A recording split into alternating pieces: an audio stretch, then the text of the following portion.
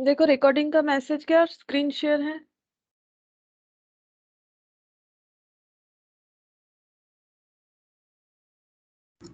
Yes ma'am. अच्छा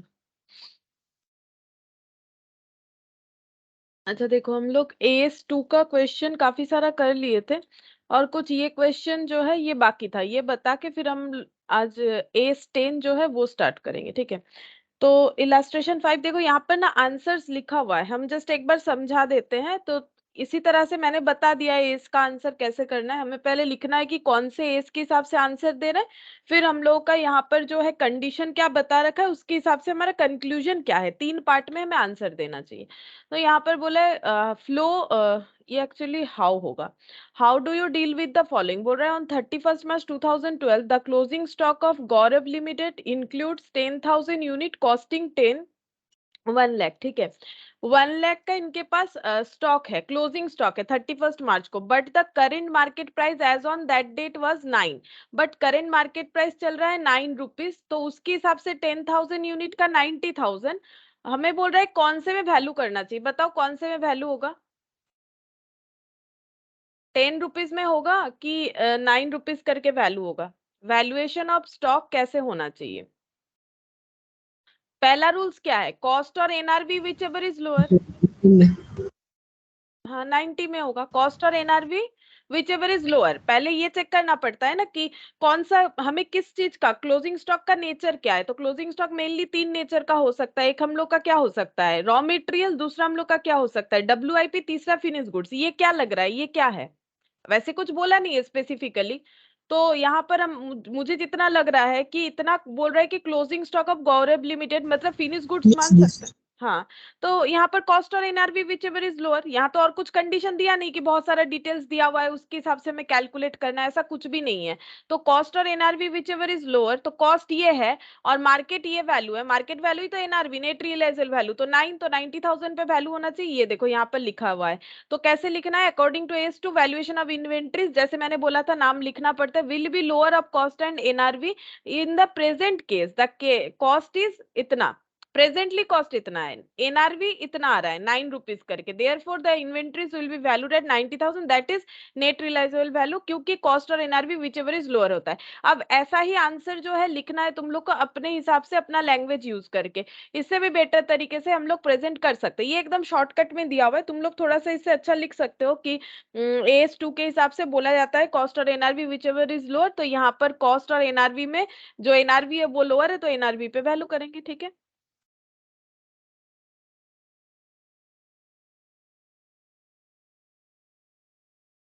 good morning Shubhajit. Good morning ma'am. Illustration 6 देखो फिर क्या बोल रहा है यहाँ पर, दूसरा क्वेश्चन बोल रहा है कि from the following information presented by P limited ascertain the value of stock to be included in balance sheet. बोल रहा है कि बैलेंस शीट में, ठीक है, बैलेंस शीट में हमें वैसे कंपनी का बैलेंस शीट टी शेप में नहीं होगा, हम जस्ट समझा रहे हैं। यहाँ पर क्लोजिंग स्टॉक कितने से बुक करेंगे ये बता रहा है, मतलब वैल्यू बताना है। Cost price of certain stock amounted to 60,000, तो जो क्लोजिंग स्टॉक है उसका कॉस्ट प्राइस बता रहा है कितना, 60,000।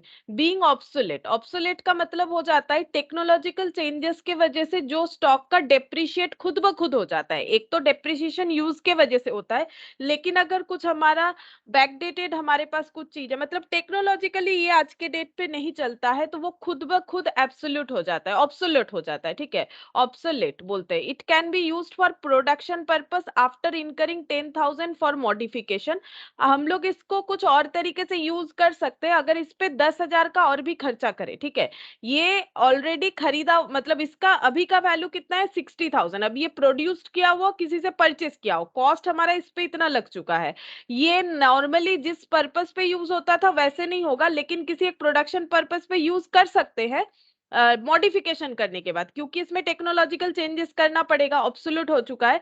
तो 10,000 का एडिशन करने के बाद ये हम लोग यूज कर सकेंगे कैसे, एज ए बाई प्रोडक्ट, ठीक है। बाई प्रोडक्ट यूज करेंगे। The purchase price for the same amount to 40,000, लेकिन इसी चीज को अगर हम लोग मार्केट में खरीदने जाते हैं तो इसका नेट रियलाइजेबल वैल्यू आता है 40,000, ठीक है, अमाउंट टू 40,000। अब हम लोग को बोल रहा है कि इसका वैल्यूएशन कैसे करना चाहिए। अब देखो यहाँ पर कॉस्ट बता रहा है 60,000, 40,000। अगर हम लोग इसको क्या करेंगे, अगर हम लोग इस पे 10,000 का और भी खर्चा करेंगे तो ये हम लोगों का किसी एक पर्पस पे यूज हो सकता है। ये यहाँ पर क्या पॉइंट आ जा रहा है पता है, यहाँ पर आ जा रहा है रिप्लेसमेंट कॉस्ट का। ये देखो, अगर हम लोग मार्केट से इस चीज को खरीदते हैं, मतलब हमारे पास जो स्टॉक पड़ा हुआ है उसको मॉडिफाई करने की जगह अगर हम लोग इसको मार्केट से, मतलब आज के डेट पे इसका रिप्लेसमेंट कॉस्ट चल रहा है ये वाला 40,000, ठीक है। तो हम लोग को कैसे वैल्यू करना पड़ेगा, तो यहाँ पर देखो, ये जो हम लोगों का कॉस्ट प्राइस है वो कितना है, गिवन है 60,000, ठीक है। और हम लोगों का जो ये इसका जो रिप्लेसमेंट कॉस्ट बता रहा है वो बता रहा है 40,000, लेकिन 10,000 इसमें क्या है, 10,000 का हमें मॉडिफिकेशन करना पड़ेगा। ये देखो नीचे लिखा हुआ है कि net realisable value of the product, तो जो प्रोडक्ट बिकेगा उसका नेट रियलाइजेबल वैल्यू क्या होगा, बोल रहा है कि हम लोग 40,000 से ये खरीद सकते हैं, मार्केट वैल्यू चल रहा है, मतलब हम लोग इसको 40,000 में बेच भी सकते हैं। रिप्लेसमेंट कॉस्ट का मतलब जिस कॉस्ट पे ये सेल या परचेज होगा ऑन दैट मोमेंट। तो मार्केट प्राइस अगर 40 चल रहा है तो हम लोग अगर 40,000 में इसको खरीद सकते हैं मार्केट से, तो हम लोग 40,000 में ये सेलेबल भी होगा। लेकिन 10,000 मॉडिफिकेशन का खर्चा करने के बाद तो एनआरवी कितना हो जाता है, एनआरवी हम लोग का हो जाएगा जो सेल वैल्यू है, मार्केट में इतने में सेल हो रहा है तो हम लोग भी इतने में सेल कर सकते हैं 40,000। लेकिन हम लोग का सेलिंग मतलब यहाँ पर ये कॉस्ट जो है ये हम लोग का लेस हो जाएगा, ठीक है, ये कॉस्ट जो है ये हम लोग का लेस हो जाएगा। तो इसका वैल्यू आ जाएगा एनआरवी 30,000, जबकि इसका कॉस्ट वैल्यू है 60,000। तो हमें किस पे रिकॉर्ड करना चाहिए, कॉस्ट और NRV whichever is lower, यानी 30,000 पे रिकॉर्ड होना चाहिए। देखते हैं कैसे लिखा है इन्होंने, ये देखो यहाँ पर लिखा है Hence, 30,000 should be treated as value of the stock to be included in balance sheet. Balance sheet में हमें ये 30,000 में दिखाना चाहिए। तो यहाँ पर क्वेश्चन थोड़ा सा अलग था। क्वेश्चन में बोला गया था एक स्टॉक है जो कि टेक्नोलॉजिकल चेंजेस की वजह से बेकार हो चुका है, हम लोग उसको अगर मॉडिफाई करके बेचना चाहेंगे तो मार्केट में अभी इसका 40,000 चल रहा है, लेकिन हमें 10,000 इस पे खर्चा करना पड़ेगा। तो इसका मतलब एनआरवी हमारा हो जाएगा 30,000, जबकि ये 60,000 में हमारा कॉस्ट था इसका। तो कॉस्ट और NRV whichever is lower, तो 30,000 हो जाएगा, ठीक है। अच्छा, अब इलास्ट्रेशन 7 में क्या बोला है देखो, how will you deal with the following situation. बोल रहा है company deals in purchase and sales of timber and has include notional interest charges calculated on the paid up share capital and free reserve in the value of the stock of timber as at the balance sheet date as part of the cost of holding the timber। क्या बोल रहा है, कोई company है जो timber मतलब लकड़ी जो है वो खरीदती है बेचती है, मतलब खरीद रही है किसी से फिर उसमें प्रॉफिट लगा के बेच रही है, ये लोग इस पे एक इंटरेस्ट ऐड कर रहे हैं, नोशनल इंटरेस्ट, ठीक है, नोशनल इंटरेस्ट ऐड कर रहे हैं। और ये कैसे कैलकुलेट कर रहे हैं, on the paid up share capital and free reserve, company का जो भी पेड अप शेयर कैपिटल है, ठीक है, पेड अप शेयर कैपिटल मतलब कंपनी को जितना शेयर कैपिटल का पैसा मिल चुका है प्लस रिजर्व सरप्लस का फ्री पार्ट, ठीक है, फ्री रिजर्व सरप्लस जैसे कि जनरल रिजर्व पीएल वगैरह, ये सब ये दोनों का टोटल पे एक परसेंटेज ऑफ इंटरेस्ट चार्ज कर रही है और उस इंटरेस्ट के वैल्यू को जो भी आ रहा है उसे ऐड कर रही है किस पे, वो टिम्बर के परचेस प्राइस पे, ठीक है। और ये क्या क्यों ऐड कर रही है, इसे ये लोग क्या मान रहा है, in the value of the stock of timber as at balance sheet date as part of the cost of holding the timber. Cost of holding the timber मतलब जब तुम लोग मेटेरियल कॉस्टिंग पढ़ोगे या जिन्होंने पढ़ लिया है, मेटेरियल कॉस्टिंग में क्या होता है, मेटेरियल कॉस्टिंग में मेटेरियल को रखने का, मेटेरियल का मेनली दो खर्चा होता है, एक होता है उसे परचेस करने का खर्चा परचेस कॉस्ट, दूसरा होता है एसोसिएटेड कॉस्ट। एसोसिएटेड में होता है कैरिंग और होल्डिंग, ठीक है, सॉरी कैरिंग कॉस्ट होता है और एक क्या होता है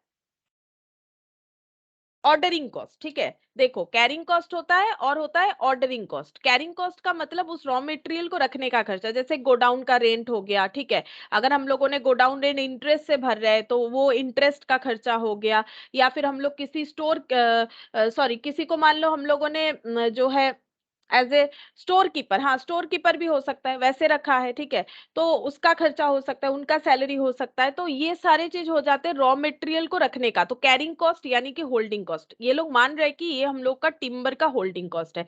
लेकिन क्या ये ट्रीटमेंट सही है, ये हमें पता करना है, ठीक है। तो ये ट्रीटमेंट सही है कि नहीं हम लोग को कैसे पता चलेगा, मुझे एक चीज याद नहीं आ रहा है, मैंने ये वाला पॉइंट तुम लोग को लिखवाया है कि नहीं, नहीं लिखवाया तो ना अभी लिखवा देंगे। AS2 का देख लेते हैं, मैंने ये वाला पॉइंट तुम लोग को लिखवाया कि नहीं, AS2 किस चीज पे एप्लीकेबल नहीं होता है, हाँ लिखवाया था, ये देखो, नहीं ये तो मैंने नॉन एप्लीकेबिलिटी ये सारी चीजों पे दिखाया था, लेकिन और एक डेटा भी है शायद मैंने वो नहीं लिखवाया, वो लिखवा देते, बोरोइंग कॉस्ट वगैरह पे ना AS2 एप्लीकेबल नहीं होता है, बस 3 पॉइंट है, 3 या 4 पॉइंट वो लिखवा देते हैं तो तुम लोग इसका आंसर दे पाओगे। एक सेकंड,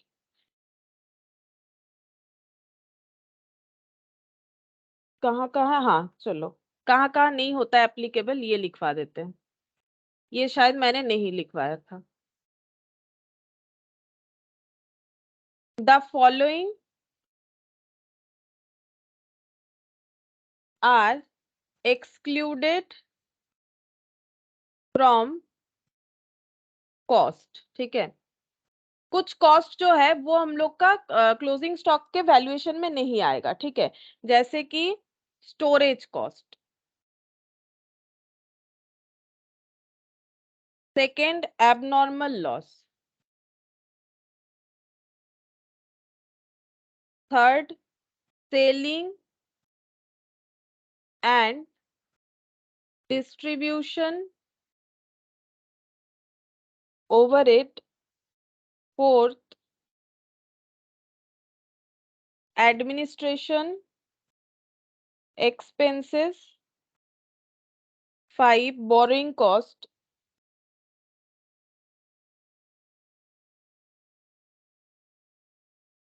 यहाँ पर लिखना पड़ेगा एक्सेप्शन है एक, क्वालिफाइंग एसेट। आज हम लोग करेंगे जब AS10 तब समझ में आएगा क्वालिफाइंग एसेट।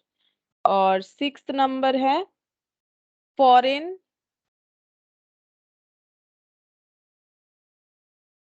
एक्सचेंज लॉसेस, ठीक है, समझाते हैं। मैंने देखो हेडिंग किया है the following are excluded from cost, मतलब जब हम लोग कॉस्ट ऐड करते हैं उसमें कौन कौन सा कॉस्ट जो है ऐड नहीं होता है, ठीक है। स्टोरेज कॉस्ट ऐड नहीं होता है, लेकिन कौन सा स्टोरेज कॉस्ट नहीं ऐड होता है, not form the part of production cost, मतलब जो प्रोडक्शन कॉस्ट का पार्ट नहीं है वो स्टोरेज कॉस्ट ऐड नहीं होगा। इसका मतलब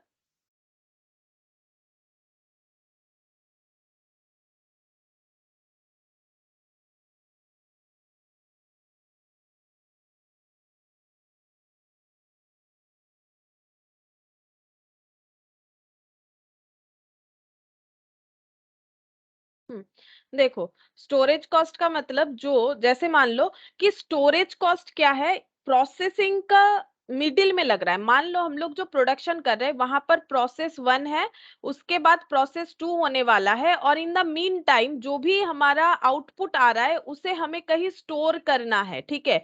उसके लिए हमारा अगर स्टोरेज कॉस्ट लग रहा है, ठीक है, तो वो हमारा पार्ट ऑफ कॉस्ट होगा। लेकिन प्रोडक्ट बन चुका है उसके बाद जब हम लोग उसे स्टोर करके रख रहे हैं वो खर्चा, मतलब प्रोडक्ट फिनिश गुड्स बनने के बाद कुछ गोडाउन वगैरह में हम लोग स्टोरेज कर रहे हैं, वो हमारा मतलब क्लोजिंग स्टॉक का कॉस्ट का पार्ट नहीं होगा, ठीक है। तो इसीलिए स्टोरेज कॉस्ट जो है not form the part of production cost होना चाहिए। कौन सा वाला, अगर ये प्रोडक्शन कॉस्ट का ही पार्ट है, क्योंकि अगर स्टोर नहीं करेंगे तो सेकेंड प्रोसेस नहीं होगा। ऐसा अगर कंडीशन होता है तो वो कॉस्ट का पार्ट होगा। लेकिन स्टोर करने के लिए प्रोसेस, मतलब फिनिश गुड्स पाने के लिए स्टोर करना अगर जरूरी नहीं है, ऐसा कोई स्टोरेज कॉस्ट हम लोग बेयर कर रहे हैं तो वो क्लोजिंग स्टॉक के कॉस्ट का पार्ट नहीं होता है, ठीक है। और दूसरा देखो यहाँ पर एबनॉर्मल लॉसेस, एबनॉर्मल लॉसेस मैंने पहले ही बोला हम लोग क्लोजिंग स्टॉक मतलब हम लोग अपने स्टॉक में ऐड नहीं कर सकते, कस्टमर से रिकवर नहीं कर सकते। सेलिंग डिस्ट्रीब्यूशन मतलब हम लोग क्या कर रहे हैं, मार्केटिंग का खर्चा जो हो रहा है, सेलिंग डिस्ट्रीब्यूशन का मतलब यहाँ पर मार्केटिंग का खर्चा, वो हम लोग क्या कर सकते हैं, वो हम लोग सॉरी वो हम लोग क्या करेंगे, क्लोज मतलब स्टॉक में ऐड नहीं कर सकते, ठीक है।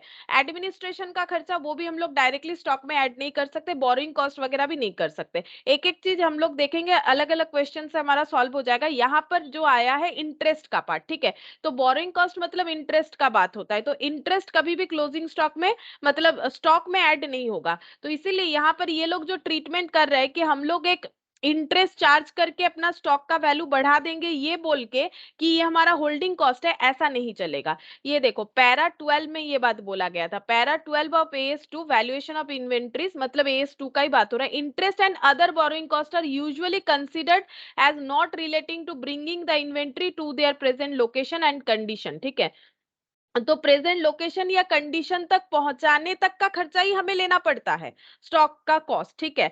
तो हम लोग यहाँ पर बोला गया है AS2 इसे एक्सक्लूड करता है, any kind of borrowing cost को AS2 एक्सक्लूड करता है, तो हम लोग ये वाला नहीं लेंगे। देयरफॉर यहाँ पर बोल दिया hence the valuation of closing stock of timber can not be considered as it is not in conformity with AS2 के साथ ये as it is as at पर नहीं हो रहा है इसके रूल्स के हिसाब से।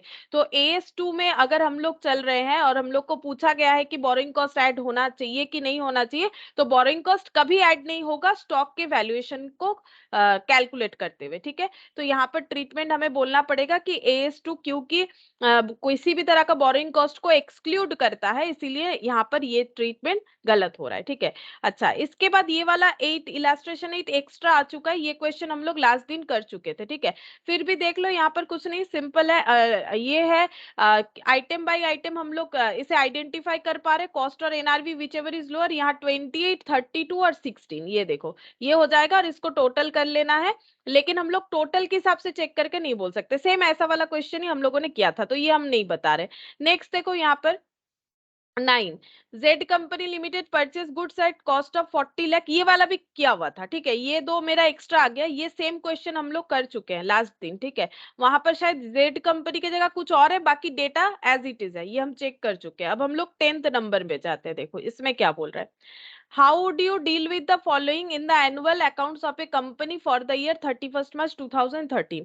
तो एनुअल अकाउंट्स बन रहा है, कुछ सिचुएशन दिया है, उसके साथ हम लोग कैसे डील करेंगे। द कंपनी हैज टू पे delay cotton clearing charges over and above the negotiated price for asking delayed delivery of cotton from suppliers go down.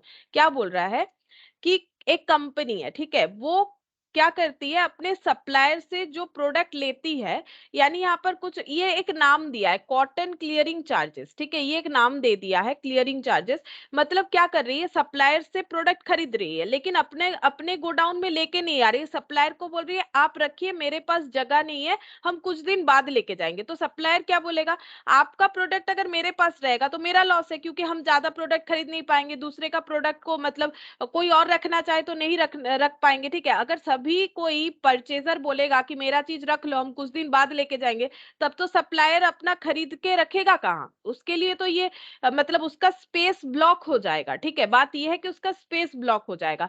तो सप्लायर ने क्या बोला, सप्लायर ने बोला ठीक है हम आपका प्रोडक्ट रख लेंगे, लेकिन आपको क्या करना है, आपको मुझे क्या देना पड़ेगा, क्लियरिंग चार्जेस देना पड़ेगा। जब आप अपना प्रोडक्ट लेके जाओगे तो मुझे कुछ एक्स्ट्रा पैसा आप दे दीजिएगा क्लियरिंग चार्जेस के तौर पे। द कंपनी हैज टू पे डिलेड, मतलब अगर देरी होगा उनको अपना प्रोडक्ट लेके जाने में, delayed clearing cotton charges over and above the negotiated price, जो इन दोनों में बात हुआ है कंपनी और उसके सप्लायर में, for asking delayed delivery of cotton from suppliers go down से डिलीवरी लेके जाने में देरी हुआ है, तो कंपनी को बोला जाएगा कि आप लेके नहीं जा रहे हो, तो आप जब लेके जाओगे तो आप क्लियरिंग चार्जेस दे देना।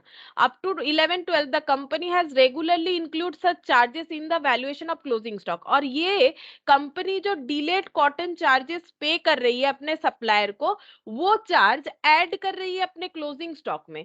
ये 11 12 तक चल रहा था। This being in the nature of interest, the company has decided to exclude it from closing stock valuation for the year 12-13।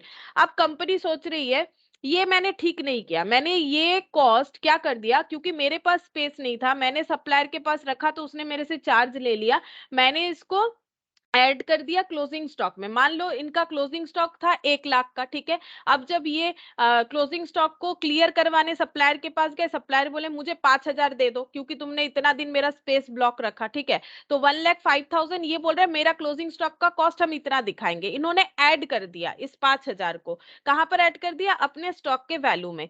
अब इनको रियलाइज हो रहा है कि ऐसा मैंने ठीक नहीं किया, ये तो एक इंटरेस्ट के तरह है, क्योंकि मेरे पास जगह नहीं है, अगर मेरे पास जगह होता हम रख लेते, तो मैंने किसी और का स्पेस यूज किया, उसकी जगह मैंने इंटरेस्ट दिया, बेसिकली ये इंटरेस्ट के तरह है।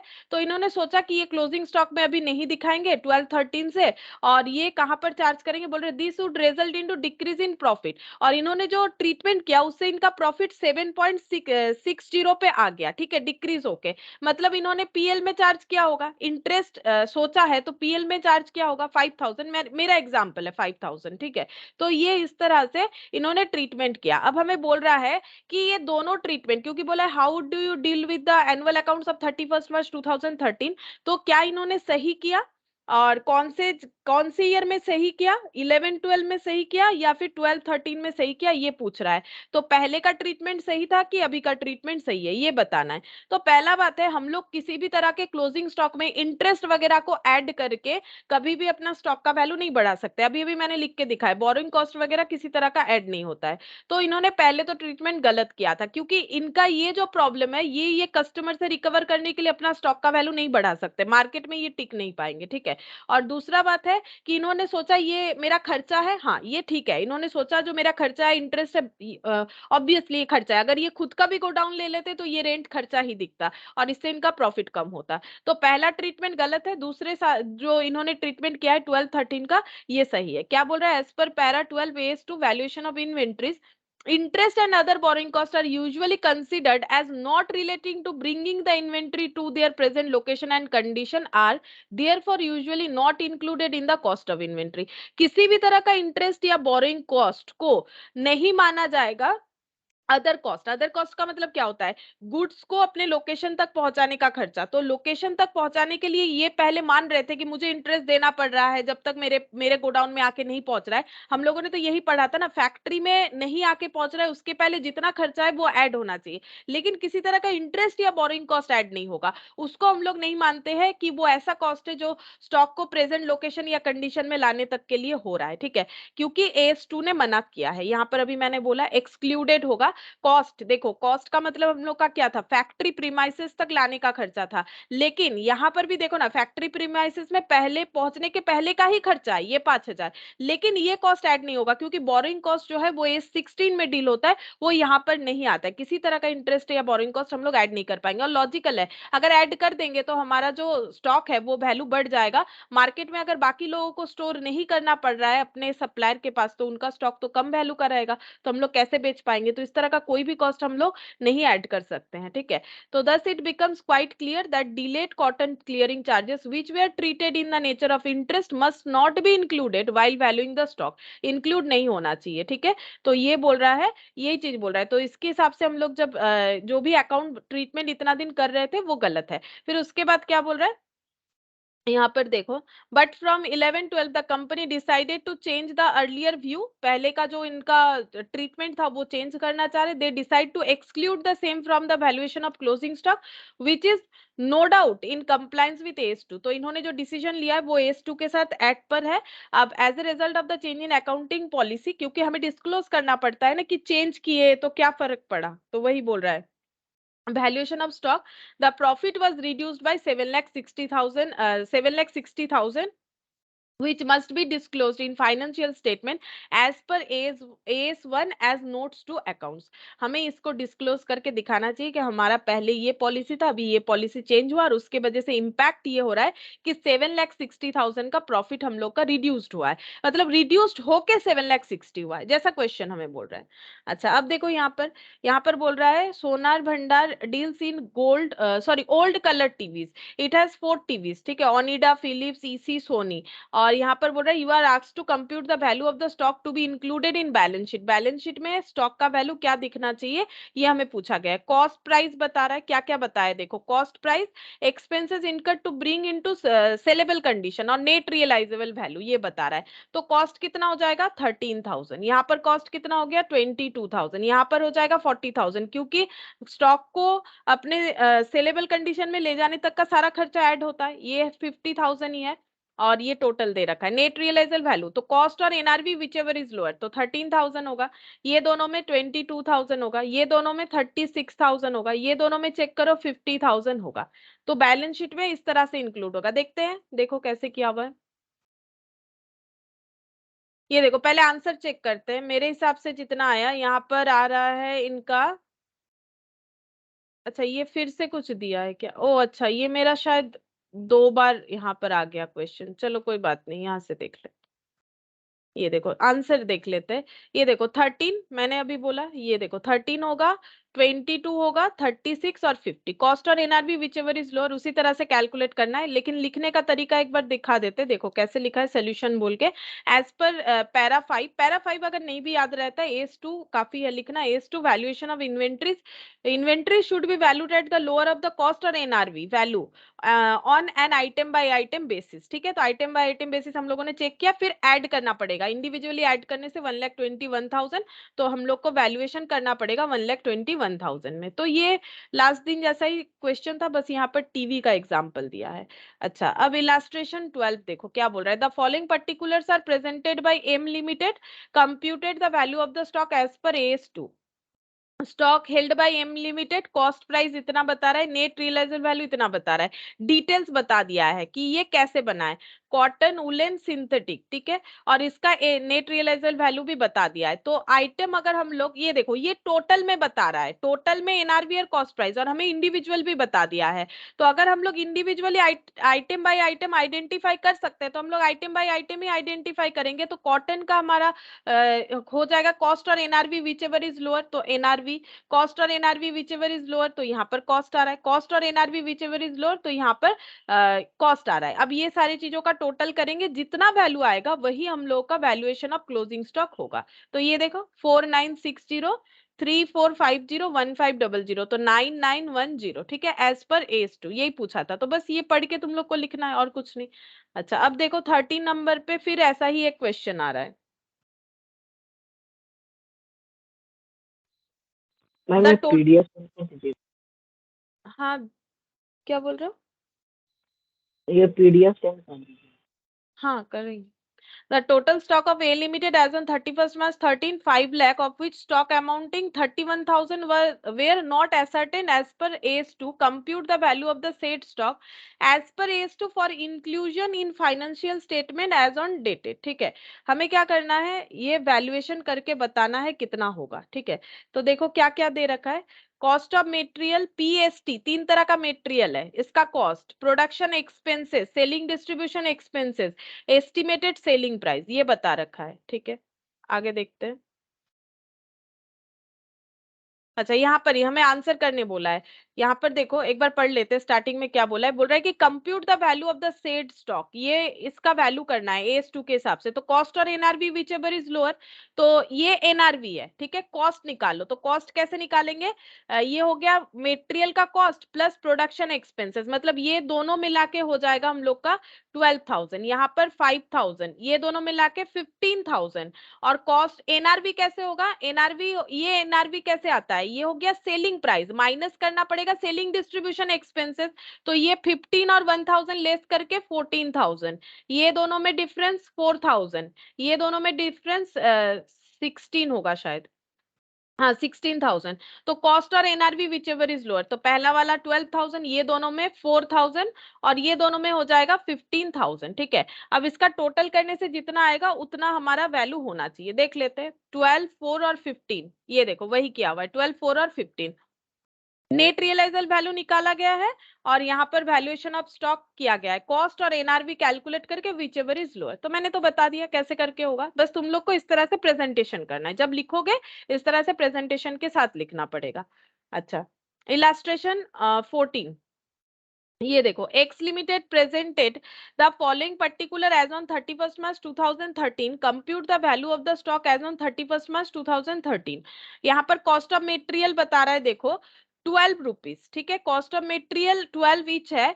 ये मैन्युफैक्चरिंग का कॉस्ट बता रहा है, मतलब जितना मटेरियल लग रहा है उसका कॉस्ट है 50। ये कॉस्ट पर यूनिट क्या है, फिनिश गुड्स बनाने का है। फिनिश गुड्स में जितना, एक यूनिट फिनिश गुड्स में जितना रॉ मटेरियल लगता है उसका खर्चा 50, लेकिन रॉ मटेरियल का खर्चा है 12 ईच। मैन्युफैक्चरिंग का खर्चा 30 rupees, total cost 80, profit 20 rupees, selling price 100।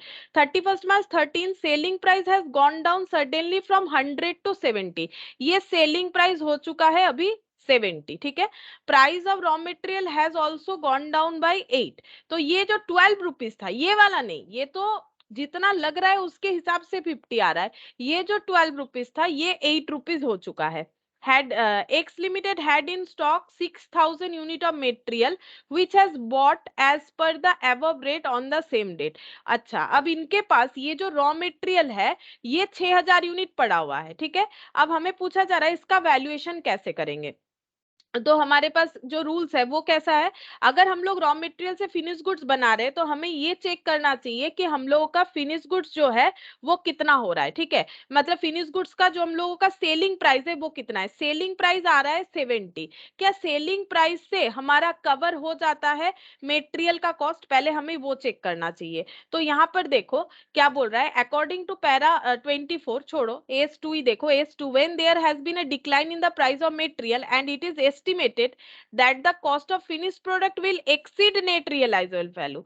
बोल रहा है कि कॉस्ट ऑफ फिनिश्ड प्रोडक्ट जो है वो नेट रियलाइजेबल वैल्यू को एक्सीड कर जाएगा। कैसे पता चलेगा पता है, ये देखो अगर हम लोग का टोटल कॉस्ट पहले आ रहा था 80 रुपीज, ठीक है, और हम लोग उसको 20 प्रॉफिट लगा के 100 में बेच रहे थे, अभी बोल रहा है कि बेचेंगे ही हम लोग 70 रुपीज में, मतलब कॉस्ट से कम में बेच रहे हैं। कॉस्ट तो 80 लग रहा है लेकिन अभी हम लोग कॉस्ट से कम में बेच रहे हैं, सेलिंग प्राइस गिर गया। बाद में हम लोग रॉ मटेरियल वाला चेक करेंगे, पहले देखो बोल रहा है कि सेलिंग प्राइस ही हम लोग का कम हो गया, तो इसका मतलब हम लोग मटेरियल कॉस्ट को रिकवर नहीं कर पाएंगे। अगर कर पाते तो कॉस्ट में ही वैल्यू करना पड़ता, ठीक है, अगर कर पाते तो कॉस्ट में ही वैल्यू करना पड़ता। तो यहाँ सेलिंग प्राइस कम हो गया, ठीक है। तो ये बोल रहा है देखो finish product will exceed net realisable value, तो एनआरवी इतना है कॉस्ट इतना है, तो कॉस्ट जो है वो ग्रेटर देन एनआरवी हो रहा है इस कंडीशन में।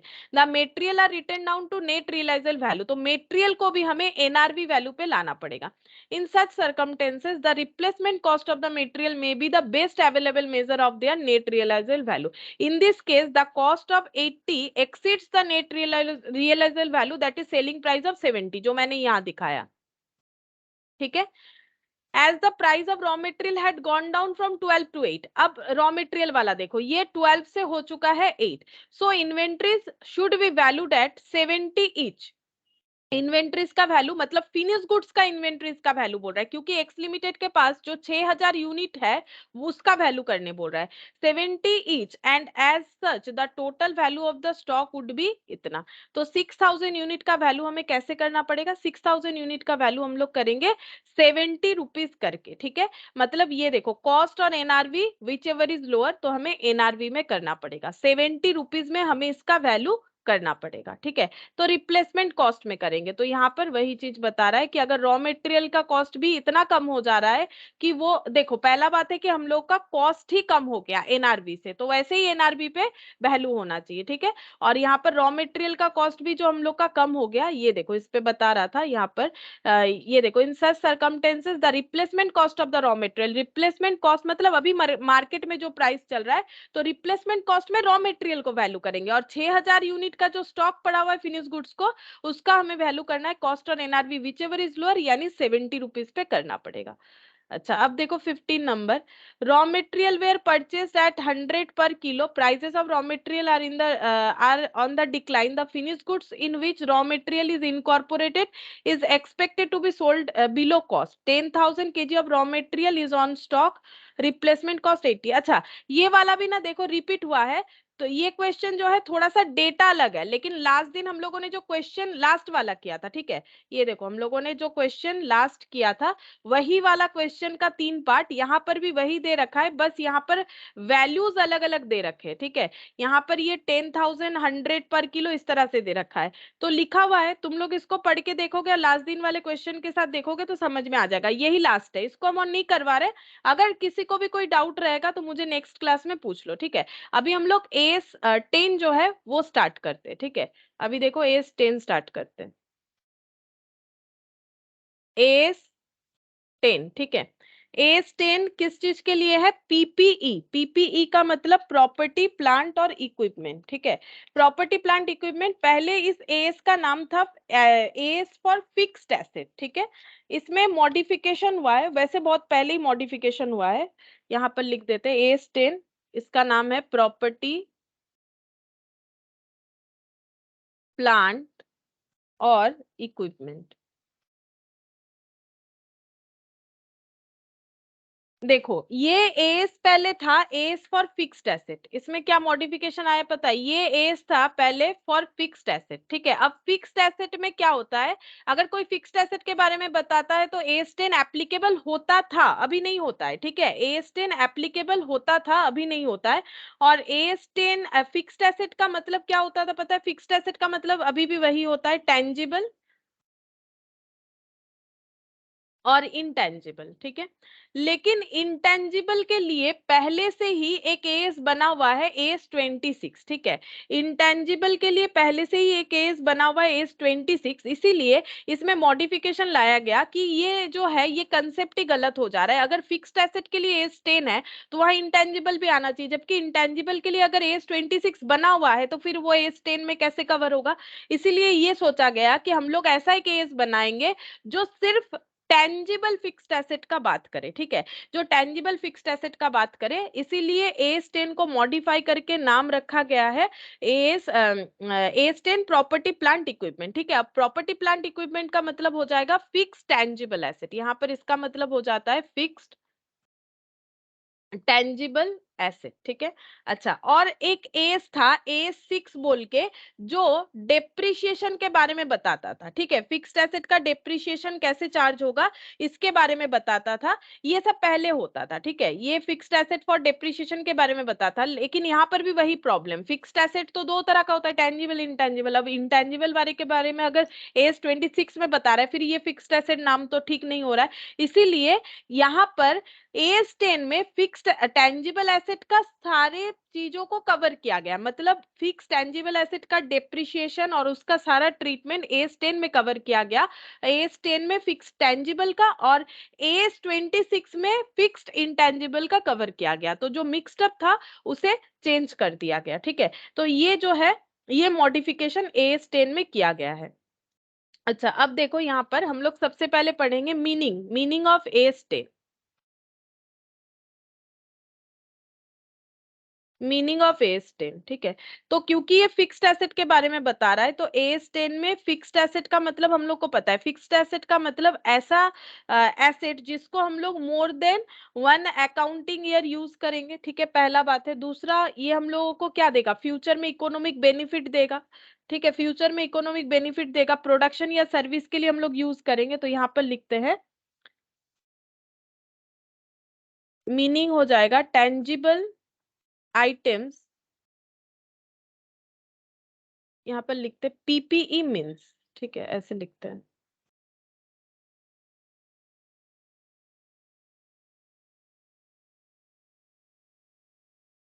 PPE means tangible items which are held for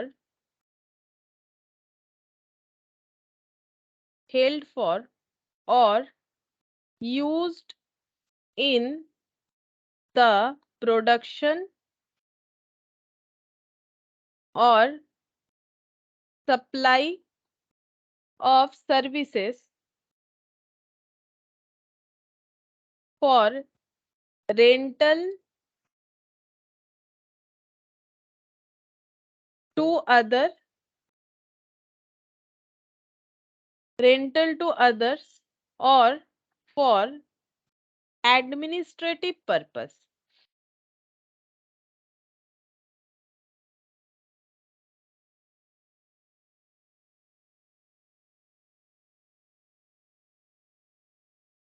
White scope covering all the assets used in business। अच्छा, इसके बाद इसमें ऐड होगा तो यहाँ पर अलग से हमें ऐसे लिखना चाहिए एंड, ठीक है, ताकि याद रहे, and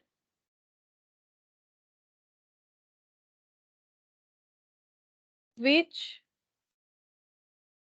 has life which has a life of more than 12 months, that is can be used for more than one accounting period, more than one accounting period, more than one accounting period, और यहाँ पर एक note लिखेंगे जो हम लोगों ने AS2 में भी लिखा था, items such as spare parts, standby and servicing equipment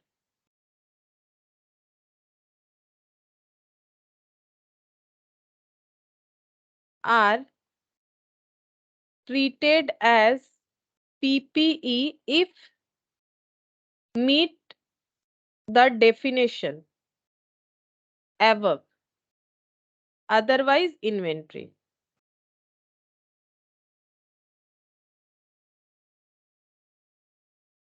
अच्छा, पहले हम लोग पीपीई का मतलब समझ लेते हैं। देखो, पीपीई मतलब हो गया ओनली टेंजिबल फिक्स्ड एसेट का बात हो रहा है। यहाँ पर क्या लिखा है, देखो मैंने यहाँ पर लिखा है पीपीई मीन्स टेंजिबल आइटम्स, तो ऑटोमेटिकली इंटेंजिबल वाला पार्ट हट गया। टेंजिबल मतलब जिसको हम लोग आंख से देख सकते हैं, टच कर सकते हैं, which are held for used in production और सप्लाई ऑफ सर्विसेज। ठीक है, एस फिक्स्ड एसेट को हम लोग क्यों रख रहे हैं? फिक्स्ड एसेट को हम लोग इसीलिए रख रहे हैं ताकि हम लोग फिक्स्ड एसेट से क्या कर सके, प्रोडक्शन कर सके। जैसे मान लो मशीन, ठीक है, फैक्ट्री में जो बड़ा बड़ा मशीन लगा हुआ होता है तो वो प्रोडक्शन पर्पस में यूज होता है, वो टेंजिबल होता है। ठीक है, अच्छा, उससे हमें क्या मिलेगा? उससे हम लोग प्रोडक्शन कर सकते हैं। ठीक है, सप्लाई ऑफ सर्विसेज, हम लोग सर्विस सप्लाई कर सकते हैं।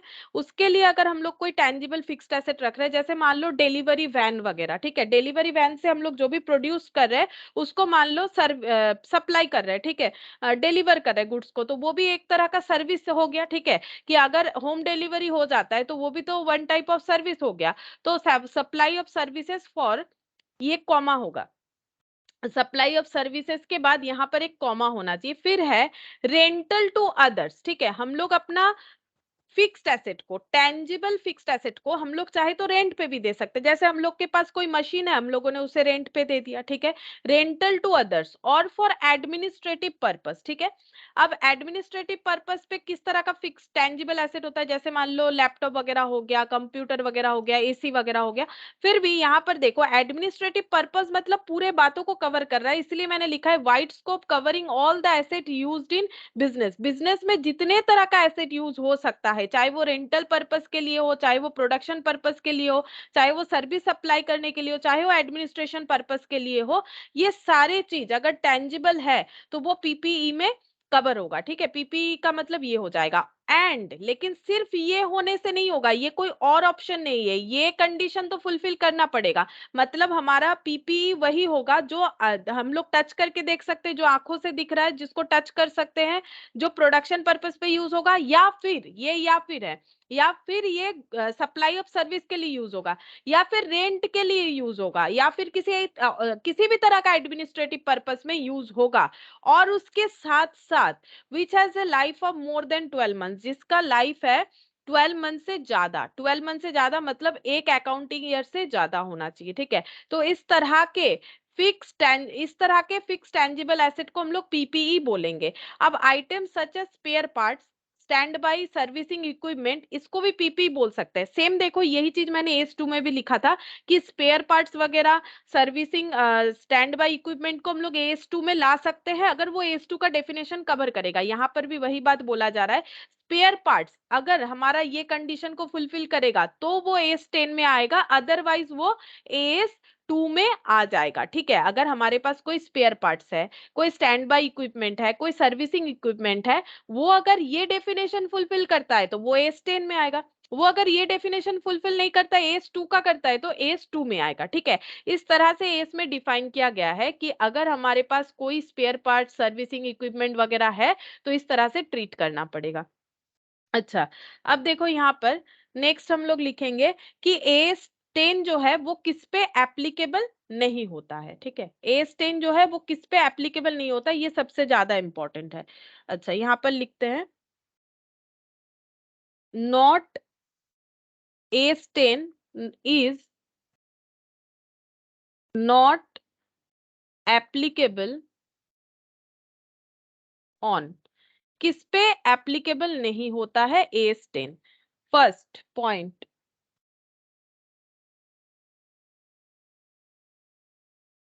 Wasting asset,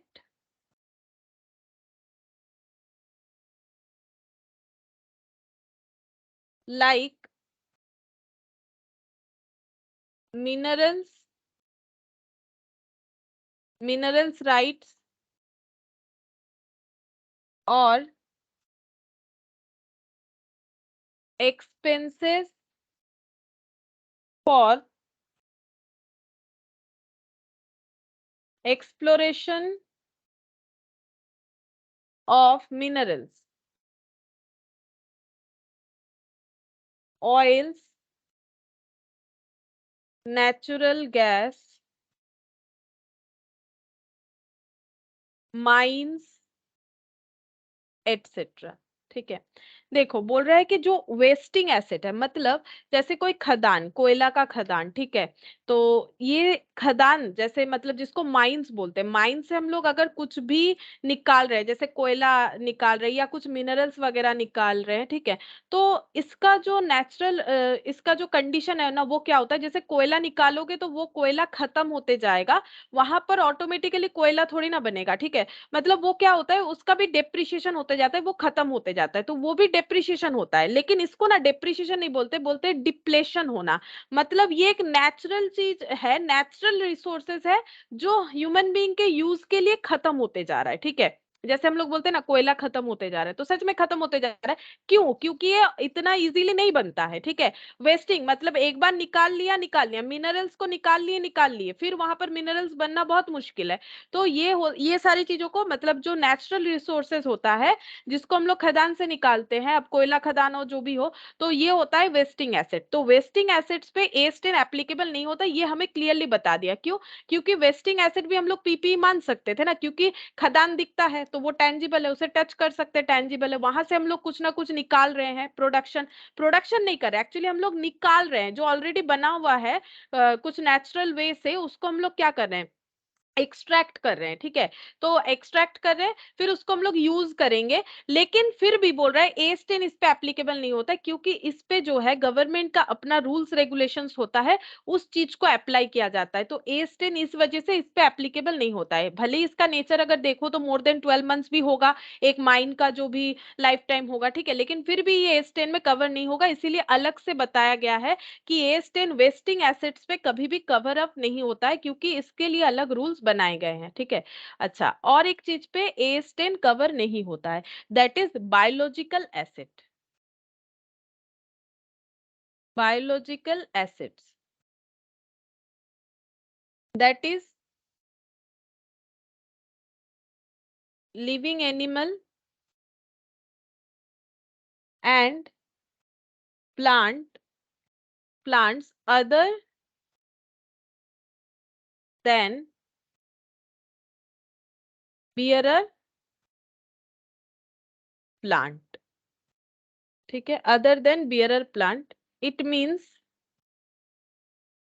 AS10 is applicable on bearer plant। अच्छा, अब ये वाला चीज हमें समझना पड़ेगा। पहले तो हम लोगों ने देखा जो नेचुरल रिसोर्सेज को हम लोग एक्सट्रैक्ट करते हैं, उस केस में AS10 एप्लीकेबल नहीं होगा, भले ही वो हमें, अगर हम लोग उसको जज करें तो वो पीपी की तरह दिख रहा है, बट नहीं होगा, क्योंकि उसके लिए अलग रूल्स है। बायोलॉजिकल एसेट का मतलब होता है, बायोलॉजिकल एसेट का मतलब होता है, नॉर्मली बायोलॉजिकल एसेट को हम लोग दो पार्ट में डिवाइड कर सकते हैं, मेनली दो पार्ट में डिवाइड कर सकते हैं, इसको हम थोड़ा सा एक्सप्लेन कर रहे हैं। देखो, ये यहाँ तक की पॉइंट है, बाकी जो है यहाँ अभी जहाँ बोल रहे हैं ये समझा रहे हैं, ठीक है, तो ये भी तुम लोग लिख लो अपने समझने के लिए, बट ये नोट्स में अगर थोड़ा अलग करके भी लिखोगे तो ठीक रहेगा, या फिर लगातार लिख सकते हो, यहाँ पर एग्जाम्पल बोल के लिख सकते हो, मतलब यहाँ से हम थोड़ा सा समझा रहे हैं। बायोलॉजिकल एसेट को मेनली दो पार्ट में डिवाइड किया गया है, ठीक है, यहाँ पर देखो, लिविंग एनिमल्स, ठीक है, यहाँ पर हो जाएगा एनिमल्स, और दूसरा यहाँ पर प्लांट, ठीक है, प्लांट। अब लिविंग एनिमल्स का मतलब जो हम लोग एक्चुअली यहाँ पर जो प्लांट और इसका बात हो रहा है ना, ये इसका और एक पॉइंट भी हम लोग बोल सकते हैं, इसको हम लोग बोल सकते हैं कि विच आर कंज्यूम्ड। ठीक है, बायोलॉजिकल एसेट्स का मतलब क्या होता है पता है? बायोलॉजिकल एसेट्स का मतलब तो ये कैटेगरी हो गया, लेकिन इसको अगर हम लोग एक लाइन में बताए तो इसका मतलब हो गया which are consumed, which are consumed, जिसे ह्यूमन बीइंग किसी ना किसी तरह से कंज्यूम्ड कर रहा है। ठीक है, तो उसको बोला जाता है बायोलॉजिकल एसिड। अब यहाँ पर जो एनिमल्स है इसमें क्या क्या कवर हो जाएगा? इसमें जैसे मान लो कवर हो गया हम लोगों का गोट, ठीक है, sheep, अच्छा, कैटल, ठीक है, तो लिविंग एनिमल्स ये सब हो गया। अब प्लांट जो है, प्लांट दो तरह का होता है। ठीक है, एक होता है बियरर प्लांट, मतलब ए स्टेन के हिसाब से बियरर प्लांट, और दूसरा होता है नॉट बियरर प्लांट। तो यहाँ पर बियरर प्लांट जो है, बियरर प्लांट जो है इस पे ए स्टेन एप्लीकेबल है, ए स्टेन एप्लीकेबल है, और जो नॉट बियरर प्लांट है इस पे ए स्टेन नॉट एप्लीकेबल। ये पॉइंट ये बता रहा है। ठीक है, तो पहला बात है बायोलॉजिकल एसिड पे क्या है? ए स्टेन नॉट एप्लीकेबल, इस तरह से ही बताया है इसमें, तो हम मुझे भी इसी तरह से बताना पड़ रहा है। देखो, बोल रहा है कि बायोलॉजिकल एसिड पे ए स्टेन एप्लीकेबल नहीं होता है। ठीक है, बायोलॉजिकल एसिड को दो पार्ट में डिवाइड किया गया, लिविंग एनिमल्स और प्लांट्स। ठीक है, लिविंग एनिमल्स जो भी हम लोगों ने बताया इस पे ए स्टेन क्या है? ए स्टेन एप्लीकेबल है। ठीक है, इसका लिस्ट और भी हो सकता है, ये जस्ट मैंने कुछ एग्जाम्पल दिया। तो बायोलॉजिकल एसिड पे क्योंकि ए स्टेन एप्लीकेबल है और बायोलॉजिकल एसिड पे लिविंग एनिमल्स आता है, तो इस पे भी ए स्टेन एप्लीकेबल है। लेकिन बायोलॉजिकल एसिड जो प्लांट कैटेगरी में है उसमें बियरर प्लांट में ए स्टेन एप्लीकेबल है, बट जो बियरर प्लांट नहीं उसमें ए स्टेन नॉट एप्लीकेबल है। अब ये बियरर प्लांट क्या है बताएंगे। अब देखो यहाँ पर ये लैंग्वेज समझ में आएगा। Biological acid that is living animals and plant other than bearer plant, it means A stain is applicable on bearer plant. ठीक है, क्योंकि हम लोग क्या लिख रहे थे, किस पे स्टेन एप्लीकेबल नहीं है? बायोलॉजिकल एसिड, इसका मतलब लिविंग एनिमल और प्लांट जो कि bearer plant, plant other than bearer plant, जो बियरर प्लांट नहीं है, ये सब पे ए स्टेन एप्लीकेबल नहीं होगा। इसका मतलब ए स्टेन एप्लीकेबल होगा हम लोग का बियरर प्लांट पे। ठीक है, बियरर प्लांट पे ए स्टेन एप्लीकेबल होगा, ये लैंग्वेज ये ही बता रहा है। ठीक है, देखो एक मिनट हम भी देख लेते हैं, मैंने ठीक लिखा, biological acid that is living animals and plant other than bearer plant. ठीक है, मतलब जो बियरर प्लांट नहीं है उस पे ए स्टेन एप्लीकेबल नहीं होगा, इसका मतलब ए स्टेन एप्लीकेबल होता है बियरर प्लांट पे। चलो अब हम लोग सीखेंगे कि बियरर प्लांट क्या होता है। ठीक है, बियरर प्लांट क्या होता है, अब हम लोग ये वाला चीज देखेंगे। अच्छा, तो यहाँ पर लिखते हैं बियरर प्लांट क्या होता है।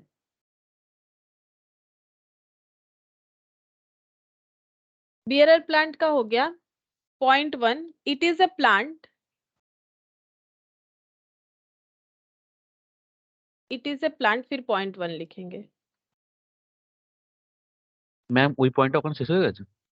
এই S ten is not applicable বলে? ওটা শেষ হয়ে গেছে, ওর মধ্যেই তো চলছে না। বিয়ারার প্লান্ট আমরা লিখছি যে বিয়ারার প্লান্ট কি হয়, তার মানে এটাকে ডেসক্রাইব করছি, এটার মধ্যেই চলছে, মানে টু এর পার্ট। এইটা শুধু এক্সাম্পল বোঝা, এটা চারটা করে দিলাম যাতে এই লাইনগুলো তো পুরোভাবে বোঝা যায় না, তাহলে এটা সুবিধা হবে ওই জন্য। হ্যাঁ ঠিক আছে। अच्छा, it is a plant that is, ठीक है। अब देखो हम लोग क्या सीख रहे हैं, बियरर प्लांट होता क्या है। पहला पॉइंट क्या बोल रहा है बियरर प्लांट के लिए, यूज्ड इन द प्रोडक्शन और supply of agricultural produce.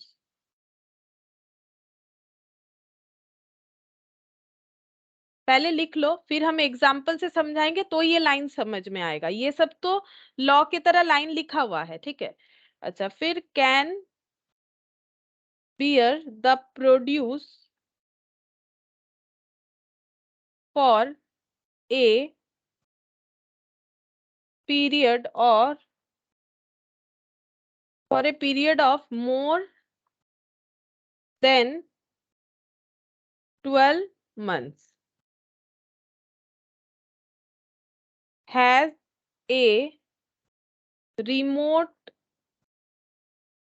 Likelihood, इसका मतलब होता है इज नॉट लाइकली। ठीक है, ये मतलब लैंग्वेज है, इस तरह से लॉ में जैसे तुम लोग का लैंग्वेज होता है ना, इसका मतलब है इज नॉट लाइकली, मतलब इस तरह से नहीं। ठीक है, is not likely to be of being sold as agricultural produce other than incidental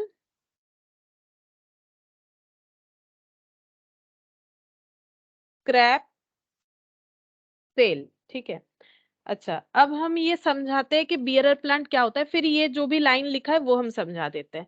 bearer plant का मतलब क्या होगा, जैसे मान लो एक प्लांट है, ठीक है,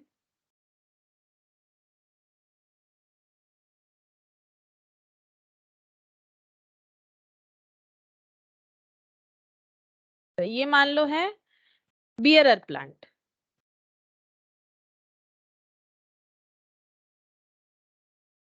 अच्छा, अब बियरर प्लांट में ए स्टेन एप्लीकेबल होता है। पहला पॉइंट हम लोगों ने देखा बियरर प्लांट पे ए स्टेन एप्लीकेबल होता है, लेकिन सबसे पहले हम लोगों ने पढ़ा था कि ए स्टेन एप्लीकेबल नहीं होता है बायोलॉजिकल एसिड्स पे और हम लोग का वेस्टिंग एसिड्स पे, लेकिन बायोलॉजिकल एसिड्स पे जो नॉट बियरर है उस पे एप्लीकेबल नहीं होता है, बियरर पे एप्लीकेबल होता है।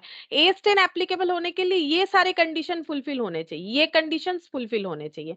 अब देखो क्या है, मैंने एक बियरर प्लांट ड्रॉ किया है, लेकिन ये कैसा प्लांट होगा बताते हैं। बियरर प्लांट है, अच्छा अब देखो ये मान लेते हैं क्या क्या प्लांट है, ये मान लेते हैं मैंगो ट्री है। ठीक है,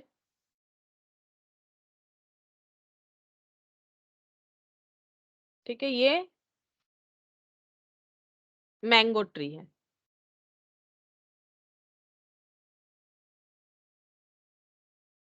मैंने उल्टा सीधा कर दिया, चलो कोई बात नहीं, जैसा भी है। अच्छा, तो ये हो गया हम लोग का मैंगो ट्री। ठीक है, तो मैंगो ट्री है। अच्छा, अब यहाँ पर देखो इसका क्या क्या कंडीशन हो सकता है, ये एग्रीकल्चरल प्रोड्यूस कर सकता है, मतलब यहाँ पर पहले हम लिख लेते हैं, देखो प्रोड्यूस एग्रीकल्चरल एग्रीकल्चर प्रोडक्ट्स। ठीक है, तो एग्रीकल्चरल प्रोडक्ट्स इसका क्या हो गया, मैंगो। ठीक है, ये मैंगो ट्री प्रोड्यूस करके हमें देगा agriculture product that is mango. ठीक है, और प्रोडक्टिव लाइफ कितना है, मोर देन 12 मंथ्स है। ठीक है, क्योंकि मैंगो ट्री ऐसा नहीं होता है कि एक साल मैंगो दिया फिर वो ट्री खत्म, ऐसा नहीं होता है। ऐसा कौन सा, मतलब ऐसा क्या होता है जो कि एक ही बार प्रोडक्शन देगा फिर नहीं होगा, जैसे मान लो पैडी वगैरह, व्हीट वगैरह। ठीक है, मतलब गेहूं चावल ये सब, तो गेहूं चावल का जो मतलब प्रोडक्शन होता है, जो खेती बाड़ी होता है, वो इस तरह से नहीं होता है कि एक बार गेहूं का पौधा लगा लिए, मतलब जो भी पौधा होता है वो लगा लिए, तो उसके बाद वो क्या हो गया, वो 2 साल 3 साल 4 साल तक उससे गेहूं मिलेगा, ऐसा नहीं होता है। एक बार लगाए प्रोडक्शन हुआ वो खत्म, फिर जो मतलब चावल का है उसका भी वैसे ही होता है। तो वो सालों साल जो है उसमें से हमें प्रोडक्शन नहीं मिलता है, नए हर साल नया हमें जो है मतलब नया एग्रीकल्चर करना पड़ेगा उसके लिए। ठीक है, लेकिन आम का पेड़ बोलो, ठीक है, आम क्यों, और भी इस तरह का क्या क्या पेड़ हो सकता है, जैसे मान लो आम के अलावा जैसे कोकोनट का ट्री हो गया। ठीक है, जैसे एप्पल का ट्री हो गया, ये सब क्या होता है, ये सब बहुत सालों तक जिंदा रहता है ये सब पेड़। ठीक है, ये ऐसा नहीं कि एक बार आम हो गया एक साल फिर गाछ ही मर गया, ऐसा नहीं होता है। ठीक है, इसमें प्रोडक्शन हमारा होते रहता है, तो productive life more than 12 months होता है। Produces agricultural product, agricultural product हमें देगा। फिर यहाँ पर क्या हो जाएगा, नेक्स्ट हम लोग लिखेंगे tree can't be sold as agriculture product. ठीक है, तो इसमें से जो आम हुआ है वो हम लोग बेचेंगे, सोचो इसमें जो आम हो रहा है वो हम लोग बेच सकते हैं, लेकिन इस पेड़ को नहीं बेचेंगे, इस पेड़ को नहीं बेचेंगे। ठीक है, तो ट्री को हम लोग नहीं बेचते हैं, ऐसा थोड़ी होता है कि किसी को आम बेच रहे हैं, हमारे पास बहुत सारा आम का पेड़ है, आम हुआ है, हमें आम बेचना है तो इसके साथ साथ पेड़ भी बेच देंगे। नॉर्मली ऐसा नहीं होता है। अब मान लो पेड़ बहुत पुराना हो गया है, या फिर उसमें मतलब उसका इतना एज हो गया, या फिर पेड़ मर गया है, ठीक है, मतलब उसके उससे और एग्रीकल्चरल प्रोड्यूस नहीं आ रहा है, वो स्क्रैप के जैसा हो गया है, ठीक है। वैसे काफी टाइम लगता है ये सब होने में। तो अगर मान लो पेड़ का इतना ही हालत खराब है, वो स्क्रैप के जैसा हो गया, तो हम लोग बेच सकते हैं, वो एक अलग कंडीशन है। लेकिन हम लोग जो प्रोडक्शन है, प्रोड्यूस्ड जो प्रोडक्ट आ रहा है, जैसे इस केस में मैंगो, उसके साथ साथ हम लोग मैंगो ट्री को बेच देंगे, ऐसा कोई कंडीशन अगर नहीं होता है, ये सारे कंडीशन फुलफिल होने पे उसे बियरर प्लांट बोला जाता है। अब देखो यहाँ पर पढ़ के, बियरर प्लांट का मतलब used in the production on supply of agricultural produce, production और होगा, ठीक है। तो बियरर प्लांट का मतलब ऐसा प्लांट जो कि यूज किया जाता है प्रोडक्शन या सप्लाई ऑफ एग्रीकल्चरल प्रोड्यूस। ये देखो यहां से क्या हो रहा है, प्रोडक्शन हो रहा है, क्या मैंगो प्रोडक्शन हो रहा है, ठीक है। तो प्रोडक्शन और सप्लाई, अब फिर हम लोग इसको क्या करेंगे, सप्लाई कर देंगे। प्रोडक्शन और supply of agricultural produce, agricultural produce क्या है, मैंगो है, ठीक है। अच्छा, फिर क्या बोल रहा है, can bear the produced for a period of more than 12 months. ऐसा नहीं कि एक ही बार ये आम हुआ और उसके बाद ये पेड़ मर गया, प्रोडक्टिव लाइफ जो है 12 मंथ से ज्यादा है। दूसरा, तीसरा क्या बोल रहा है, हैज अ रिमोट लाइक्लीहुड, इसका मतलब है is not likely to be of being sold as agricultural produce. जैसे आम बेच देंगे ना, जैसे मान लो ये आम यहाँ पर इकट्ठा कर लिए और इसको हम लोग क्या करेंगे, बेचेंगे, ठीक है। बेचने के लिए हम लोगों ने पेड़ वगैरह लगाया था, ठीक है। अब ये आम हम लोग जो भी बेचना चाहते हैं, ऐसा नहीं है कि आम के साथ साथ हम लोग क्या करेंगे, आम के साथ साथ हम लोग ऐसा नहीं है कि इस पेड़ को भी बेच डालेंगे, ठीक है। सिर्फ इससे जो एग्रीकल्चरल प्रोड्यूस आया है उसे बेचेंगे। Is not likely to be of being sold as agricultural produce other than incidental scrap cell.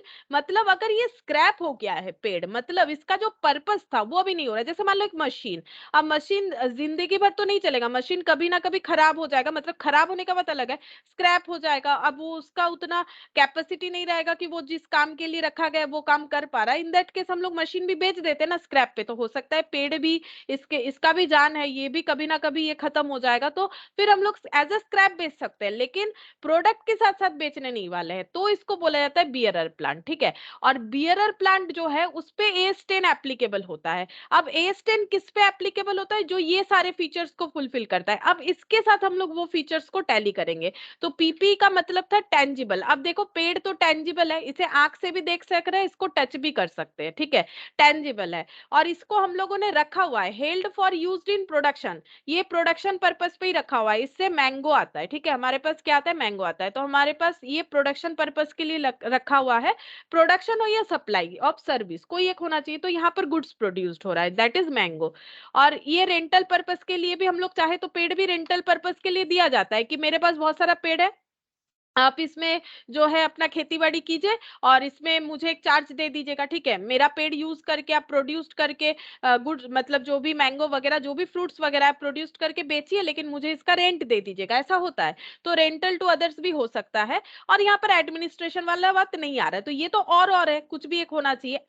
And which have a life of more than 12 months। तो इस तरह का पेड़ जो है ना, इसका लाइफ जो है मोर देन 12 मंथ्स होता है, ठीक है। इस तरह का पेड़ का लाइफ मोर देन 12 मंथ्स होता है।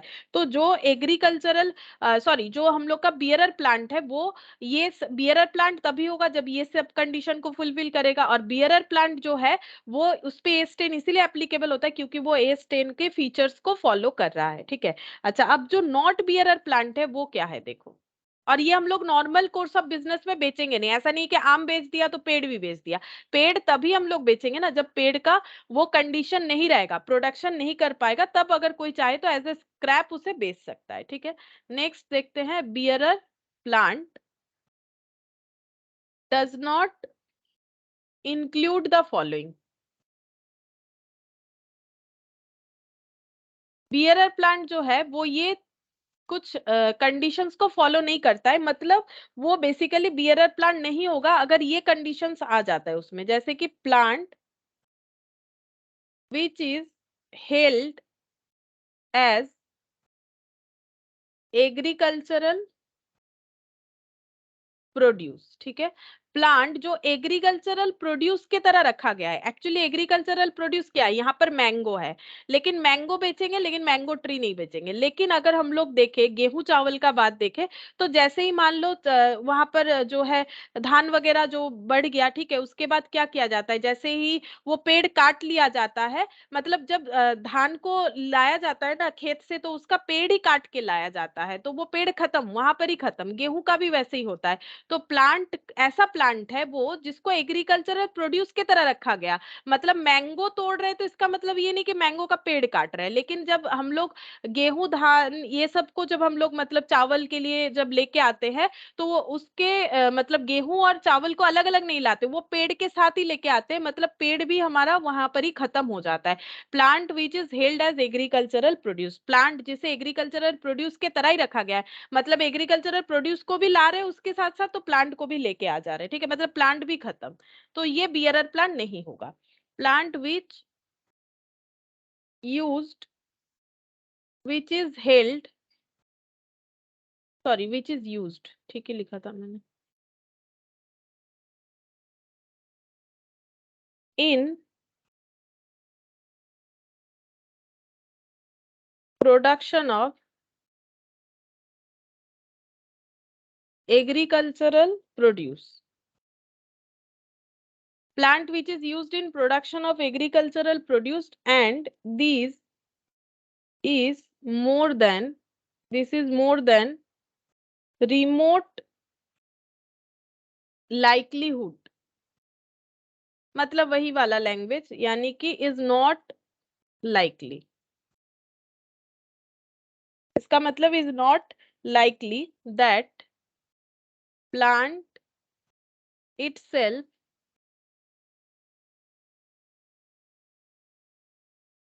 will also be sold as agricultural produce।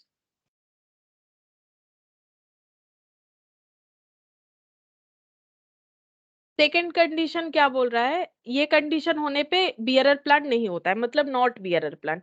Plant which is used in production of agricultural produce, agricultural produce के लिए हम लोगों ने प्लांट को यूज किया, and there is more than remote likelihood, मतलब is not likely that plant itself will also be sold as agricultural produce, ठीक है। हम लोग इसका क्या होगा, प्लांट भी क्या हो जाएगा, एग्रीकल्चरल प्रोड्यूस की तरह सेल हो जाएगा, ठीक है। Is more than remote likely, ठीक है।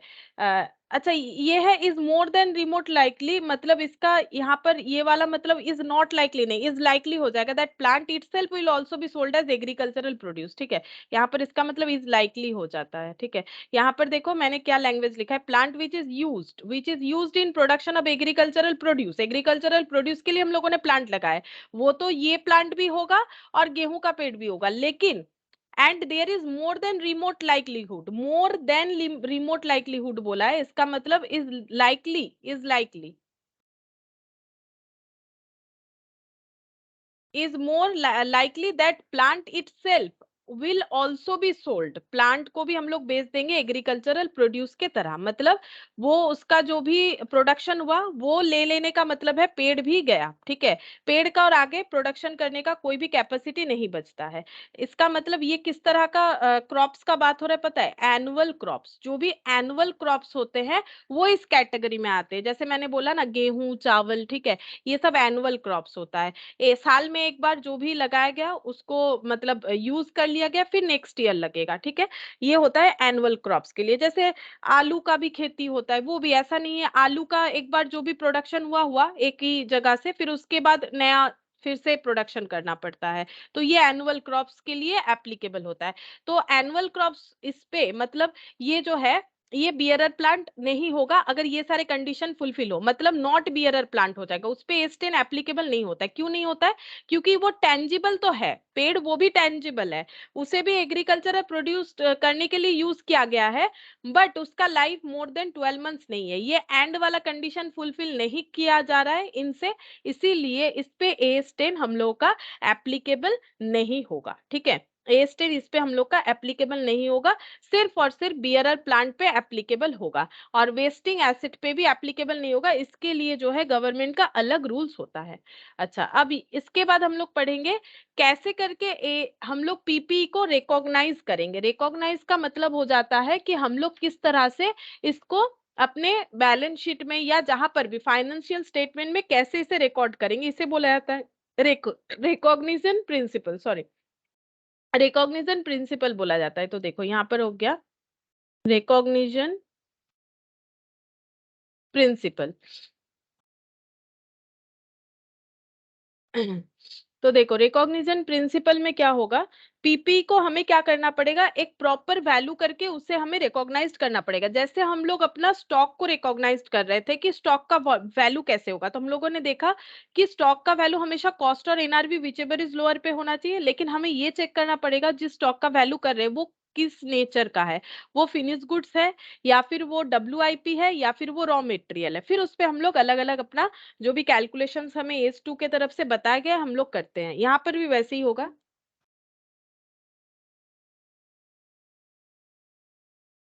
देखो PPE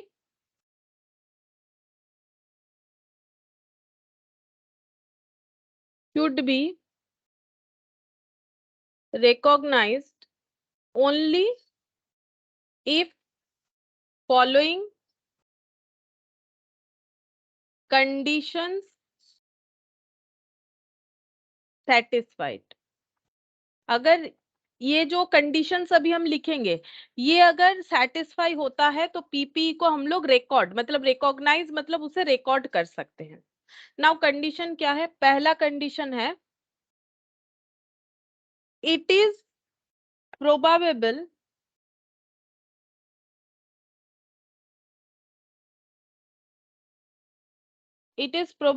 that economic benefit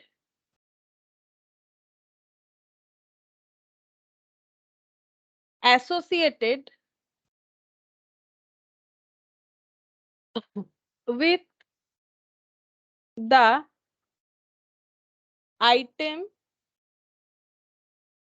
will flow to business और enterprise। और कंडीशन 2 ये है हम लोग का कंडीशन 1। फिर हो जाएगा condition 2, cost of the item will be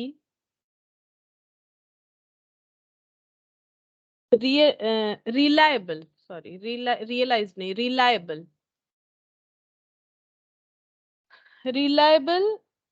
reliably measured।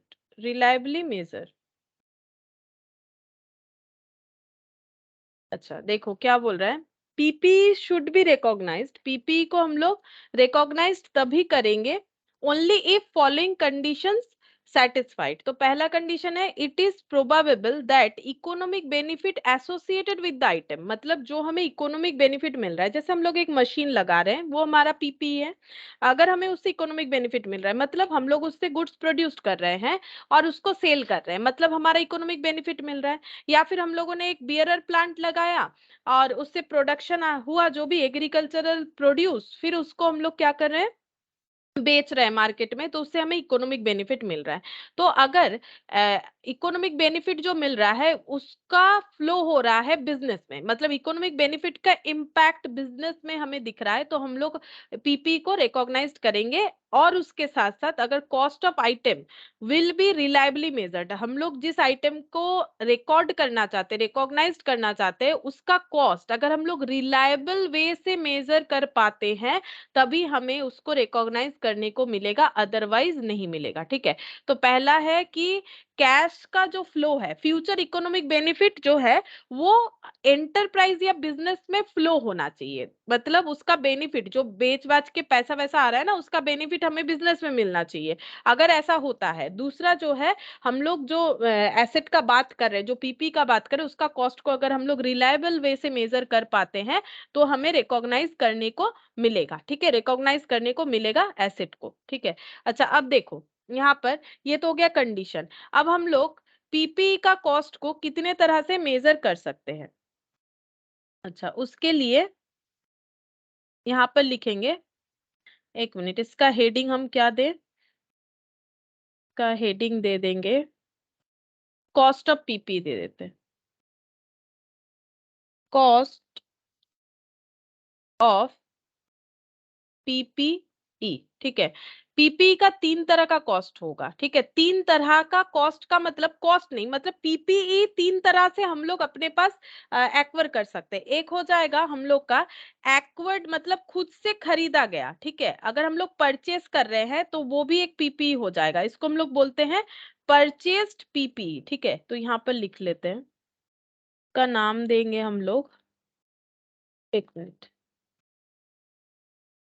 ऐसे ही नाम देना पड़ेगा, परचेज पीपीई। एक हो जाएगा सेल्फ जेनरेटेड पीपीई, और एक हो जाएगा एक्सचेंज बाय एक्सचेंज। ठीक है, मतलब हमारे पास जो पीपीई है वो हम लोगों ने खरीदा है। ये हो सकता है हम लोग के पास जो प्रॉपर्टी प्लांट इक्विपमेंट है वो या तो हम लोगों ने मार्केट से खरीदा है, या फिर हम लोगों ने क्या किया है, उसको खुद से जनरेट किया है। ठीक है, या फिर हम लोगों ने उसको खुद से जनरेट किया है, सेल्फ जनरेटेड पीपीई, या फिर हम लोगों ने उसे एक्सचेंज करके परचेस किया है, मतलब किसी के बदले। ठीक है, जैसे अगर किसी के पास मान लो एक मतलब ट्रक था, फिर उसने उसके बदले कुछ और ले लिया, जेसीबी ले लिया, या फिर जो भी हो। ठीक है, तो ये हम लोग का एक्सचेंज वाला हो गया कि एक चीज के बदले, मशीन के बदले कार। ठीक है, तो ये एक्सचेंज हो गया। एक्सचेंज करके पीपी हमारे पास आ सकता है, सेल्फ जनरेट करके हम लोग पीपी हमारे पास ला सकते हैं, या फिर हम लोग का परचेस करके पीपीई हम लोग के पास आ सकता है। ठीक है, तो ये तो पहला हो गया कि हम लोग कितने तरह से पीपीई को हमारे पास ला सकते हैं। तो पहला हम लोग पढ़ेंगे, अगर हम लोग परचेस करके ला रहे हैं तो उसका कॉस्ट क्या होगा। अब कॉस्ट ऑफ पीपीई में ये वाला पढ़ेंगे, cost of PPE if purchased. ठीक है, अगर हम लोग परचेस कर रहे हैं तब इसका कॉस्ट को कैसे कैलकुलेट किया जाएगा। अच्छा देखो, कॉस्ट को कैसे कैलकुलेट करेंगे, परचेस करने से क्या हो जाएगा, परचेस प्राइस जो एसेट का होगा वो हमें लेना पड़ेगा। यहाँ पर लिखते हैं परचेस प्राइस ऑफ एसेट्स। ठीक है, अब इसमें क्या इंक्लूड होगा, जैसे हम लोगों ने रॉ मटेरियल का किया था सेम तरीके से होगा। परचेज जो करेंगे वो तो हम लोग क्रेडिटर या सप्लायर से करेंगे, उनको एक पेमेंट करेंगे, अगर वो कुछ रिबेट वगैरह डिस्काउंट वगैरह देंगे तो वो डिडक्ट कर देंगे। अगर उसको खरीद के लेके आने के लिए हमारा कोई टैक्स ड्यूटीज एप्लीकेबल होता है जो नॉन रिफंडेबल है तो वो भी ऐड करेंगे, अगर रिफंडेबल है तो ऐड नहीं करेंगे। ठीक है, इसके अलावा हम लोग मान लो एक मशीन खरीदा है हम लोगों ने। ठीक है, ऐसे मान लो एक मशीन खरीदा है हम लोगों ने, फिर उस मशीन का हमें क्या क्या प्राइस पे करना पड़ेगा, जो मशीन हम लोगों ने खरीदा है उसका हमें परचेस प्राइस पे करना पड़ेगा। ठीक है, परचेस प्राइस, फिर अगर हम लोगों का कुछ रिबेट डिस्काउंट वगैरह मिल रहा है वो लेस हो जाएगा, फिर जो भी प्राइस आएगा फिर उसमें हम लोग टैक्स या ड्यूटीज जो हम लोग का नॉन रिफंडेबल है, ठीक है, नॉन रिफंडेबल है वो हम लोग का ऐड होगा, अगर रिफंडेबल होगा तो ऐड नहीं होगा। ठीक है, उसके बाद हम लोग उसको लेके आएंगे तो ट्रांसपोर्टेशन कॉस्ट लग जाएगा, ट्रांसपोर्टेशन कॉस्ट। ठीक है, ये एक एक कॉस्ट का नाम बता रहे हैं, अभी लिस्ट करके लिखवा देंगे, ट्रांसपोर्टेशन कॉस्ट लगेगा।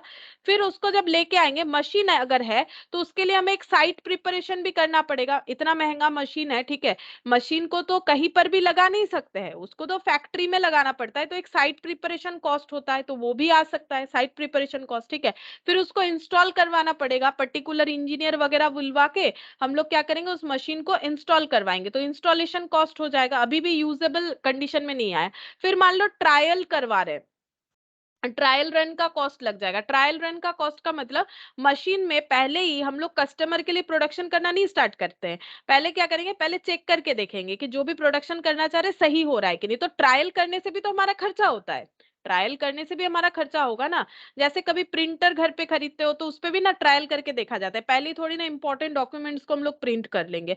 जेरोक्स का भी वैसे ही होता है, तो ट्रायल करके देख लेते हैं कि सही तरह से प्रिंट हो रहा है कि नहीं हो रहा है। तो ट्रायल रन का जो कॉस्ट है, मान लो ट्रायल रन का कॉस्ट लग गया है 50,000, ठीक है। अब जो ट्रायल रन के टाइम पे जो भी प्रोड्यूस्ड हुआ वो उतना अच्छा नहीं है कि मार्केट में नॉर्मल प्राइस में बिक जाए, लेकिन मान लो स्क्रैप में बिक गया, 10,000 रुपए स्क्रैप में बिक गया जो भी प्रोडक्शन हुआ, तो ट्रायल रन का कॉस्ट हमें 40,000 ऐड करना पड़ेगा नेट करके। अगर ट्रायल रन से प्रोड्यूस्ड जो भी आ रहा है गुड्स वो हम लोग का मार्केट में सेलेबल है, तो वो कॉस्ट को हम लोग लेस कर देंगे, ट्रायल रन का कॉस्ट हमें नेट करके ऐड करना चाहिए, ठीक है। फिर यहाँ पर ऐड होता है प्रेजेंट वैल्यू ऑफ डीकमीशनिंग और बोरिंग कॉस्ट, बताएंगे वो दो क्या होता है। तो ये सारी चीज समझ में आता है, तो पहले ये हम लिखवा देते हैं कि हम लोग का जब भी परचेस कॉस्ट होगा तो उसमें क्या क्या ऐड होगा।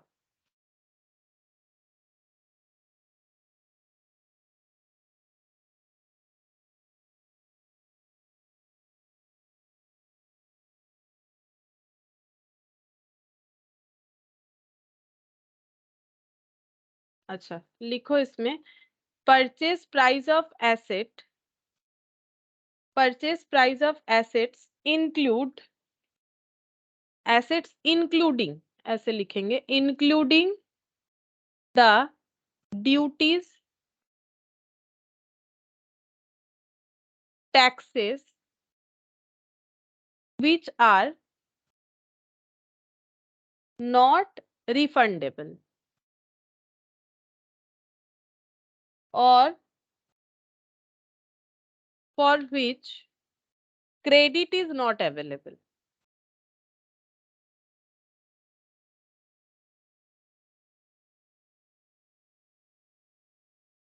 Credit is not available, any discount or rebate, any discount or rebate allowed at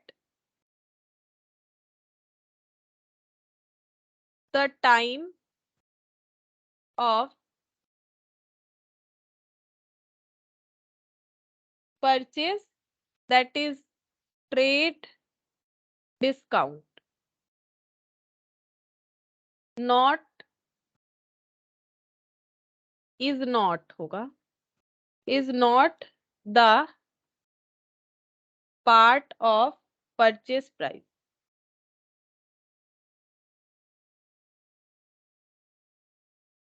Point 2, any cost directly attributable to bringing the asset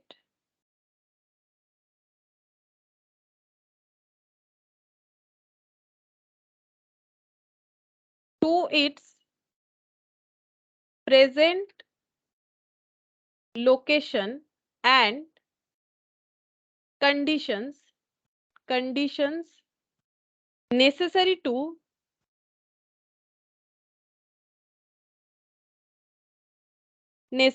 make it capable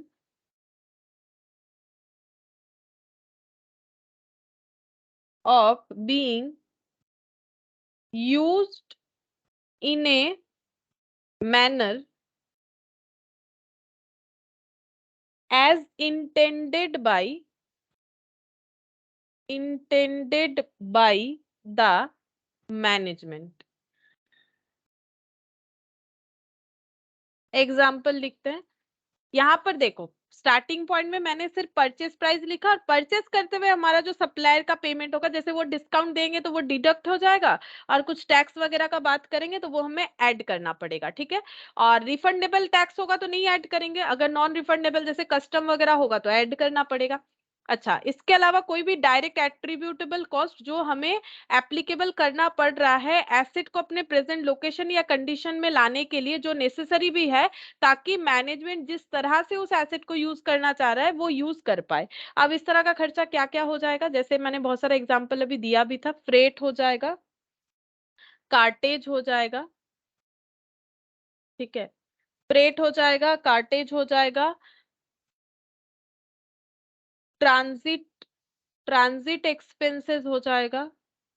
अच्छा, इंश्योरेंस का खर्चा हो जाएगा, कुछ हम लोगों ने मान लो इंश्योरेंस करवा लिया एसेट पे तो वो भी खर्चा होगा, इंश्योरेंस एक्सपेंसेस हो सकता है। अच्छा, लाइसेंस, मान लो उस मशीन को या फिर उस फिक्स्ड एसेट को यूज करने के लिए लाइसेंस करवाना जरूरी था, तो लाइसेंस फीस, अदरवाइज तो यूज नहीं कर पाएंगे, तो यूज करने के पहले तक का सारा खर्चा ऐड होना चाहिए। कोई लीगल एक्सपेंसेस वो भी हो सकता है, ठीक है, लीगल एक्सपेंसेस, कुछ लीगल हमें जो है लीगल एक्सपेंसेस करना पड़ा ताकि हम लोग उस पर्टिकुलर एसेट को यूज कर पाए, ऐसा अगर कोई रूल्स है तो लीगल एक्सपेंसेस भी हमारा लग सकता है। इसके अलावा साइट प्रिपरेशन कॉस्ट,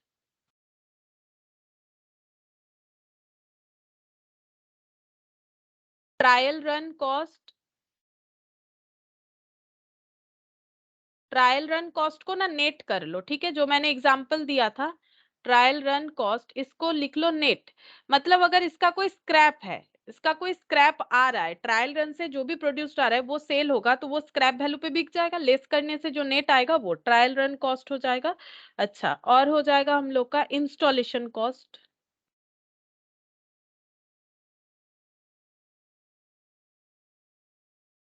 अच्छा इंस्टॉलेशन कॉस्ट हो जाएगा।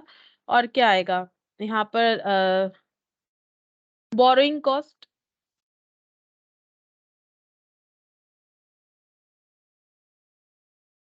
बोरोइंग कॉस्ट होगा, लेकिन इसमें एक पॉइंट होगा, बोरोइंग कॉस्ट में ब्रैकेट में लिख देते हैं date of borrowing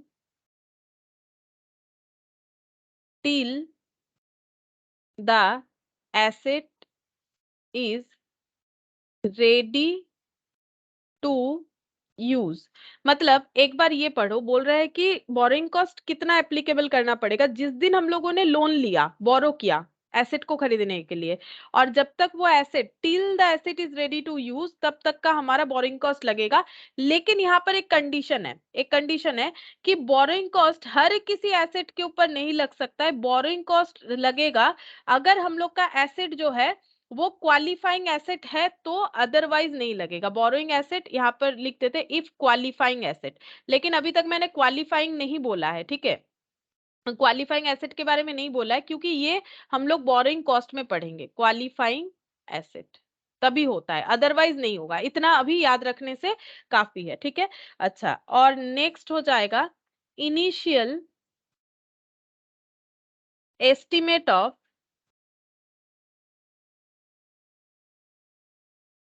decommissioning, decommissioning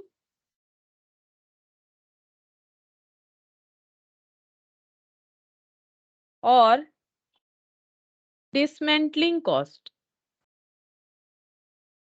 ये नया चीज है, ठीक है। बाकी तो मैंने समझाया, legal expenses, site preparation, trial run, installation, borrowing cost भी मैंने बताया, अगर क्वालिफाइंग एसेट होगा तभी होगा, अदरवाइज नहीं होगा। और वो कैसे होगा, क्योंकि वो क्वालिफाइंग एसेट होगा तभी हमें समझ में आएगा, तो इसको लेके इतना दिमाग लगाने का भी हमें जरूरत नहीं है। ये देखना है इनिशियल एस्टिमेट ऑफ डीकमीशनिंग और डिसमेंटलिंग कॉस्ट, ये क्या होता है ये हमें समझना पड़ेगा, ठीक है। अच्छा, तो यहाँ पर देखो हम लोगों ने और इसका जो है ना, अच्छा इसका और एक पॉइंट हमें लिखना चाहिए, इसमें और एक पॉइंट लिखेंगे, प्रेजेंट वैल्यू, ऐसे लिखना पड़ेगा, present value of the decommissioning और डीकमीशनिंग और डिस डिसमेंटलिंग कॉस्ट और and similar liability, similar liabilities, ठीक है। इस पे एक स्टार दे देते हैं, ठीक है, इस पे एक स्टार दे देते हैं। प्रेजेंट वैल्यू को लेना पड़ेगा, अब ये चीज मुझे समझाना पड़ेगा। देखो आगे अगर हम लोग कोई भी एक मान लो फिक्स्ड एसेट में मशीन खरीद रहे हैं, तो मशीन का हम लोग परचेस प्राइस पे करेंगे जिनसे खरीद रहे, वो अगर कोई डिस्काउंट देंगे वो डिडक्ट कर लेंगे, वो अगर ऐसा कोई टैक्स या ड्यूटीज अप्लाई कर रहे हैं जो हमारा नॉन रिफंडेबल है तो ऐड हो जाएगा। फिर उसके बाद हम लोग का मान लो यहाँ पर ट्रांसपोर्टेशन कॉस्ट लग जाएगा, फिर उसके बाद साइट प्रिपरेशन कॉस्ट लग जाएगा, फिर इंस्टॉलेशन कॉस्ट लग जाएगा, ट्रायल रन लग जाएगा। ठीक है, आप बोरिंग कॉस्ट छोड़ देते हैं एक बार, क्योंकि बोरोइंग कॉस्ट का बोला है कि अगर हम लोग का बोरोइंग कॉस्ट क्वालिफाइंग एसेट होगा तभी होगा, लेकिन हम लोग अभी क्वालिफाइंग एसेट नहीं सीखे तो अभी नहीं समझ में आएगा। ठीक है, तो बोरिंग कॉस्ट को एक बार जाने दो। फिर बोल रहा है हम लोग अगर कोई डीकमिशनिंग या डिसमेंटलिंग कॉस्ट लग रहा है तो उसका प्रेजेंट वैल्यू हमें ऐड करना पड़ेगा। ठीक है, उसका प्रेजेंट वैल्यू हमें ऐड करना पड़ेगा। इसका मतलब क्या होता है? पहला बात है कि डीकमिशनिंग या डिसमेंटलिंग कॉस्ट का मतलब होता है कि अगर हम लोगों का मान लो कि कोई एसेट को हमें कहीं पर लगाना है, मान लो मशीन हम लोग कहीं पर लगाना चाहते हैं लेकिन वहां पर ऑलरेडी मशीन लगा हुआ है, या फिर कुछ ऐसा सिचुएशन है जहां पर मशीन नहीं लग सकता है, उसको थोड़ा मॉडिफाई करना पड़ेगा। ठीक है, उसको थोड़ा मॉडिफाई करना पड़ेगा, मॉडिफाई करने के बाद ही हम लोग उस मशीन को लगा सकते हैं, यूज कर सकते हैं। ठीक है, तो इस तरह का खर्चा, इस तरह के खर्चे को बोला जाता है डीकमिशनिंग या डिसमेंटलिंग कॉस्ट, या फिर इस तरह के किसी भी लाइबिलिटीज को बोला जाता है कि डिसमेंटलिंग कॉस्ट। अब देखो यहाँ पर क्या होता है, जैसे मान लो कि हम लोग एक मशीन लगा रहे हैं, हम एक एग्जांपल से समझा रहे हैं, ये वाला पॉइंट यहाँ पर खत्म होता है, लेकिन ये जो है ना प्रेजेंट वैल्यू, इस चीज को समझा रहे हैं। मान लो हम लोग यहाँ पर एक मशीन लगवा रहे हैं, ये एक मशीन है। ठीक है, यहाँ पर मान लो हम लोगों ने एक मशीन लगवा लिया, और मशीन लगवाने के लिए हम लोगों ने ये जो साइट बनाया था, ठीक है,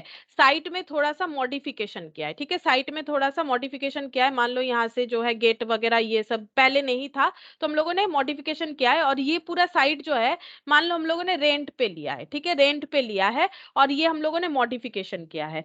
तो मॉडिफिकेशन ये दो जगह पे मैंने दिखा दिया मॉडिफिकेशन किया है, और हम लोग इसको रेंट लिए हैं मान लो 15 ईयर्स के लिए।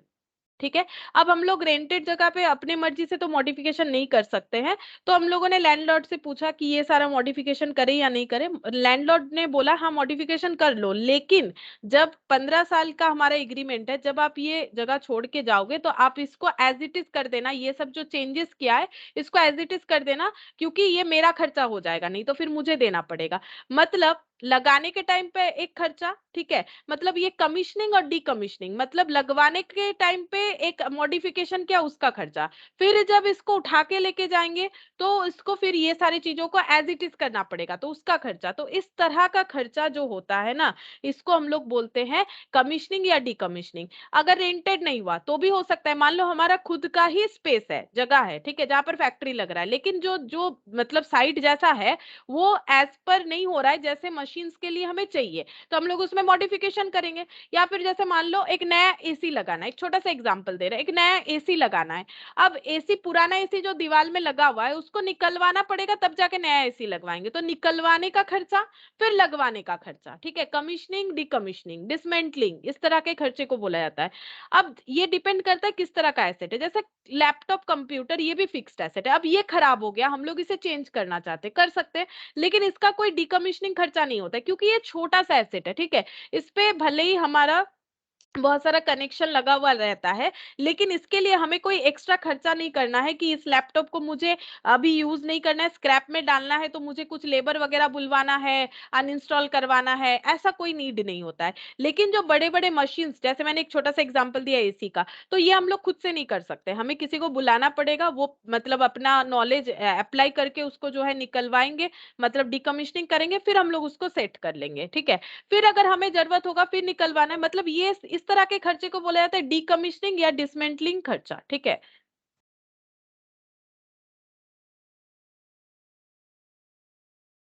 तो ये जो खर्चा है इसका हमें प्रेजेंट वैल्यू लेना है। कैसे प्रेजेंट वैल्यू लेना है? जैसे देखो, अगर डीकमिशनिंग का खर्चा है, मतलब 15 साल बाद, ठीक है, कमीशनिंग का मतलब हो जाता है लगवाना। ठीक है, यहाँ पर और एक कॉस्ट भी तुम लोग ऐड कर सकते हो, कॉमा देके, डिमोलिशन। डिमोलिशन यहाँ पर ब्रैकेट में नेट, ठीक है। ये डिमोलिशन का मतलब होता है, जैसे मान लो एक जो है हमें एक जगह पे एसी लगवाना है, वहां पर ऑलरेडी एक एसी लगा हुआ है, उसको खुलवाएंगे, तो उसका एक खर्चा होगा, दैट इज डिमोलिशन कॉस्ट, ठीक है। अब मान लो कि हम लोग ऐसा कुछ मशीन हमारा लगा हुआ है, जिस मशीन को मान लो वो इंस्टॉल किया हुआ है दीवार पे, उसे निकलवा के नया मशीन लगवाएंगे। अब उस मशीन को हम लोग स्क्रैप में बेच सकते हैं या फिर एसी को भी स्क्रैप में बेच सकते हैं। तो हम लोगों ने स्क्रैप में बेच दिया, एसी हमारा और किसी काम का नहीं रहा, तो जो लेबर खर्चा लगा था उसको निकलवाने का, उस खर्चे को हम लोग वहां से, जैसे मान लो एसी निकलवाने का खर्चा हुआ 2500 रुपया, ठीक है। अब उस एसी को बेच के मान लेते हैं एक बार कि 1000 रुपया आया, ठीक है। तो 1500 रुपए हमारा खर्चा आया, तो नेट इसका मतलब हो गया कि हम लोगों ने 2500 खर्चा किया एसी को निकलवाने का, फिर उस एसी को एज ए स्क्रैप बेच दिया, तो अगर 1000 रुपए भी आता है तो हम लोग का डिमोलिशन कॉस्ट नेट हो गया 1500। डिमोलिशन मतलब निकलवाने का खर्चा, ठीक है। मतलब उसे जो भी मतलब एसेट और फिक्स्ड है उसे निकलवाने का खर्चा, उसे बोलते हैं डिमोलिशन कॉस्ट, तो ये भी हमारा ऐड होना चाहिए। लेकिन डीकमीशनिंग कॉस्ट का मतलब होता है कि फ्यूचर में जब हम लोग इस एसेट को निकलवाएंगे, डिमोलिश करवाएंगे, तब उसका खर्चा जो होगा उसका प्रेजेंट वैल्यू लेना है। मतलब ये देखो, जैसे मैंने बोला फैक्ट्री ये अगर रेंटेड है, 15 साल के लिए हम लोगों ने रेंट पे ले रखा है, और हमें ऐसा इंस्ट्रक्शन दिया गया है कि जब हम लोग ये प्रीमाइसेस छोड़ के जाएंगे, जो भी चेंजेस हम लोगों ने किया है उसे एज पर कर देना है, नॉर्मल कंडीशन में लाके देना है। तो इस तरह के कॉस्ट को बोला जाता है डीकमीशनिंग या डिसमेंटलिंग कॉस्ट। हम एक बार लिख देते हैं यहाँ पर, देखो, while leaving rented premises, ठीक है, the changes, चार्जेस लिख दिया मैंने, the changes so made will have to be bought back to normal। हमें बता दिया गया है भाई, नॉर्मल कंडीशन जैसा था मेरा एज इट इज करके जाना, अभी कर लो, अभी तुम्हारे हिसाब से इसे अपने हिसाब से मैनेज कर लो, लेकिन जब जाओगे तो मेरा जैसा था वैसा करके जाना, ठीक है। तो इसको बोला जाता है this is decommissioning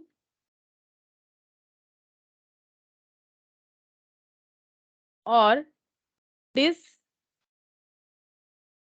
dismantling cost, ठीक है।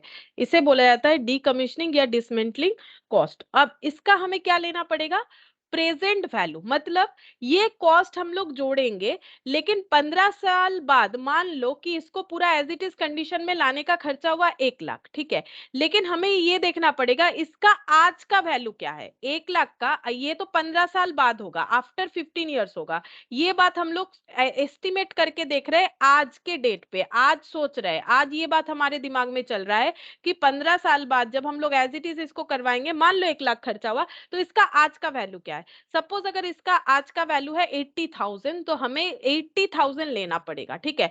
तो जो फ्यूचर में मॉडिफिकेशन होगा उसका आज के डेट पे हम लोग प्रेजेंट वैल्यू लेके करेंगे। लेकिन अगर आज ही कुछ मॉडिफिकेशन हो रहा है, ऐसा भी हो सकता है, उसको हम लोग प्रेजेंट वैल्यू करने का जरूरत नहीं है। उसका जो वैल्यू है, क्योंकि वो तो आज ही हो रहा है, वो प्रेजेंट वैल्यू पे ही है, तो उसका अभी का जो वैल्यू है वही हम लोग को ऐड कर लेना है, ठीक है, जिसको बोला जाता है डिमोलिशन कॉस्ट, ठीक है। तो नाम थोड़ा सा अलग अलग है। देखो, डिमोलिशन मतलब अगर अभी तोड़ फोड़ के कुछ ठीक ठाक करके एसेट को यूज करना है, तो उसका नॉर्मल वैल्यू आज के डेट का वैल्यू ले लेंगे। लेकिन फ्यूचर में अगर ऐसा कोई खर्चा होगा, मतलब एज इट इज कंडीशन में लाने के लिए, तो हम लोग जो खर्चा होगा उसका प्रेजेंट वैल्यू निकालेंगे, फिर ऐड करेंगे, ठीक है। तो इसको हम लोग कैसे लिखेंगे, ये देखो ऐसे होगा, एसेट में ये डेबिट हो जाएगा ये खर्चा, तो इसका एंट्री ऐसे होता है, asset account debit to provision. ये एक्चुअली प्रोविजन किया जाता है, टू प्रोविजन फॉर, जैसे प्रोविजन फॉर डेटर करते हो ना, कि फ्यूचर में कोई डेटर बैड डेप्ट होगा, उसके लिए आज से जो है प्रॉफिट से कुछ पैसा हटा के रख रहे हो, जस्ट लाइक दैट, लेकिन प्रेजेंट वैल्यू में करना है, to provision for decommissioning liability. Decommissioning हम ऐसे शॉर्ट में लिख देते हैं, डीकमीशनिंग लाइबिलिटी, इस तरह से एंट्री होता है, ठीक है। तो ये हम लोग का हो गया कि अगर हम लोग एसेट को खुद से परचेस कर रहे हैं तो कैसे होगा, ठीक है। कैसे करके हम लोग एसेट के कॉस्ट को रिकॉग्नाइज करेंगे। फिर हो रहा है सेल्फ जनरेटेड पीपीई या फिर सेल्फ कंस्ट्रक्टेड पीपीई, जो भी बोलो।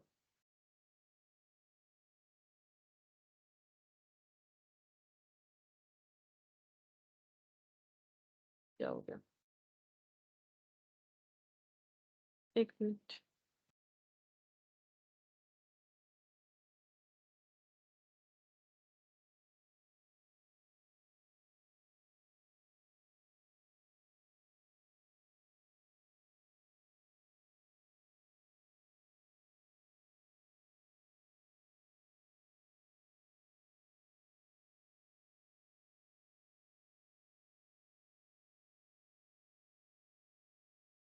अच्छा, अब हम लोग लिखेंगे सेल कंस्ट्रक्टेड पीपीई। अगर कोई फिक्स्ड एसेट हम लोग खुद ही कंस्ट्रक्ट कर रहे हैं तब क्या होगा? अगर कोई फिक्स्ड एसेट हम लोग खुद ही कंस्ट्रक्ट कर रहे हैं तब कैसे कैलकुलेट होगा? देखो यहाँ पर लिखते हैं।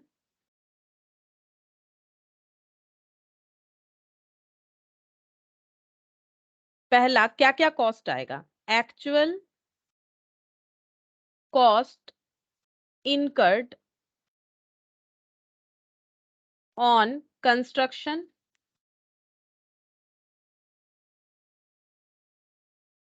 एलोकेटेड ओवरहेड और इंटरनल, यहाँ पर एक नोट लगेगा, इंटरनल प्रॉफिट्स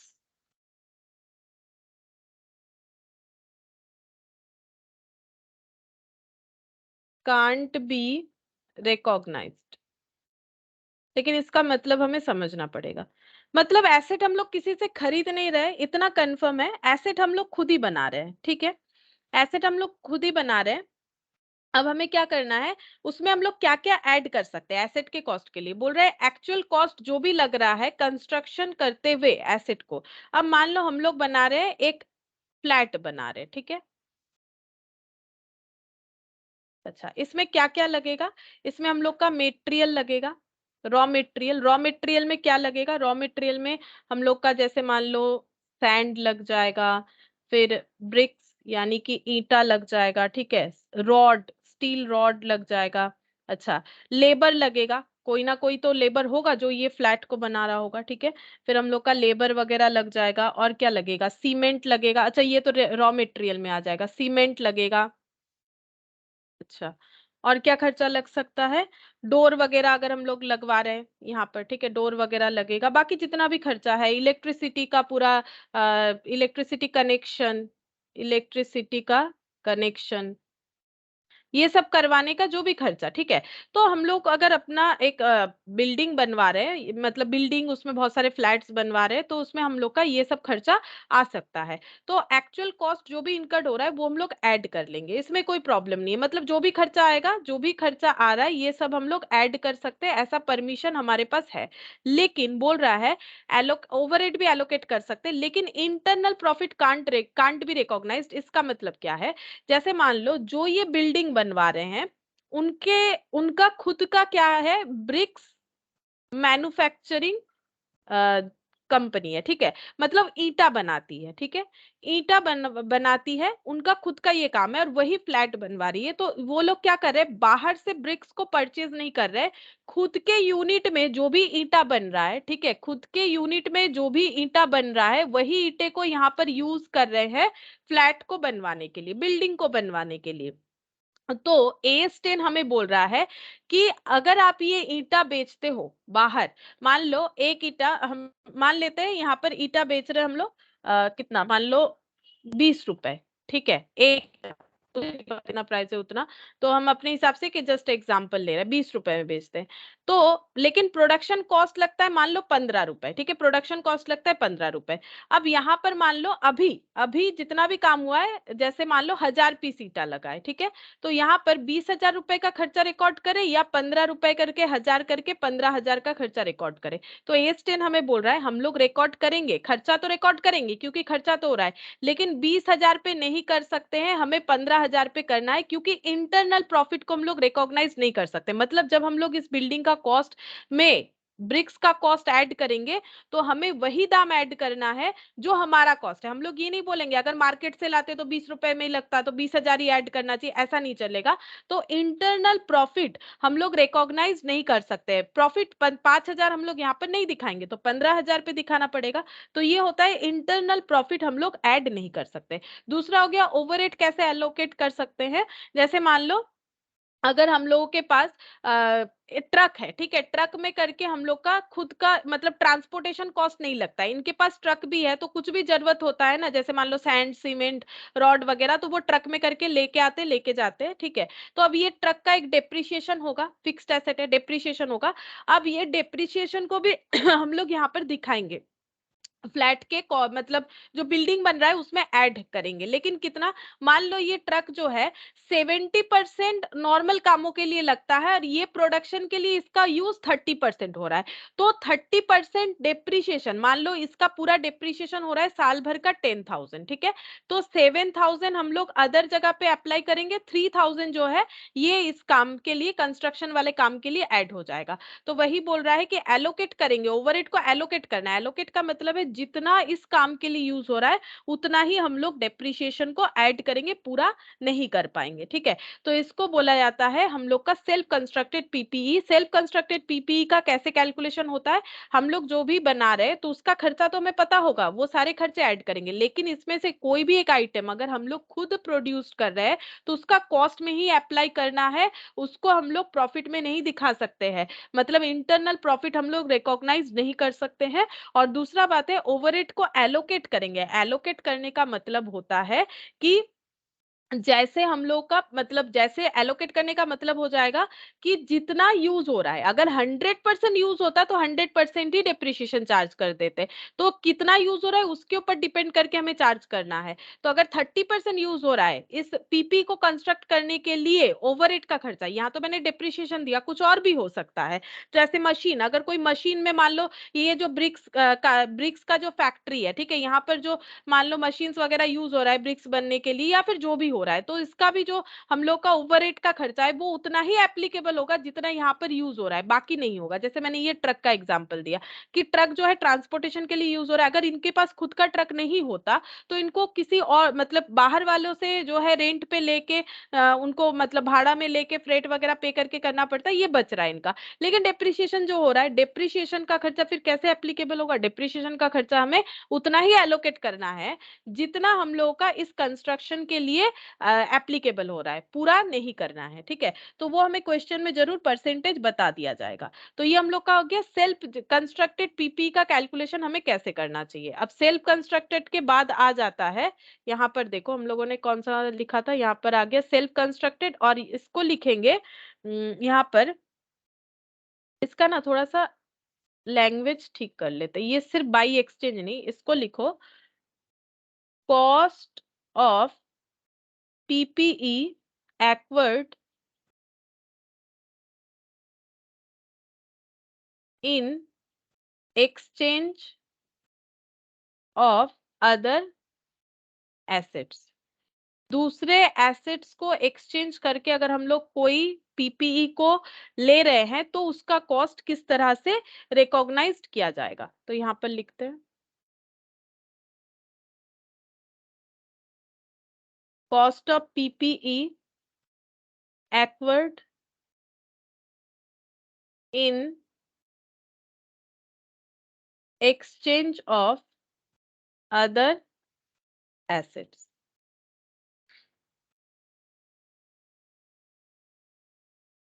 अच्छा, इसको कैसे रिकॉर्ड किया जाएगा, तो यहाँ पर लिखते, नेक्स्ट पेज में ही लिखते, recorded at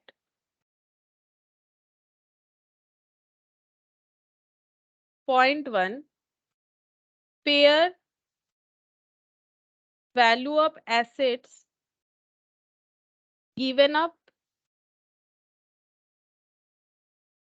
fair value of assets acquired. Note, consider fair value whichever is more reliable।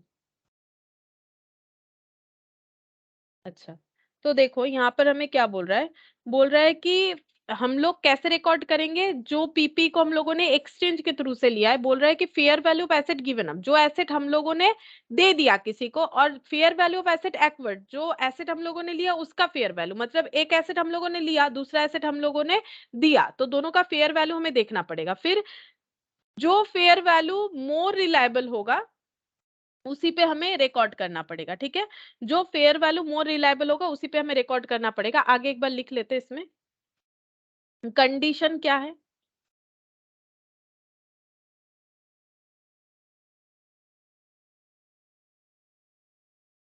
The above criteria is followed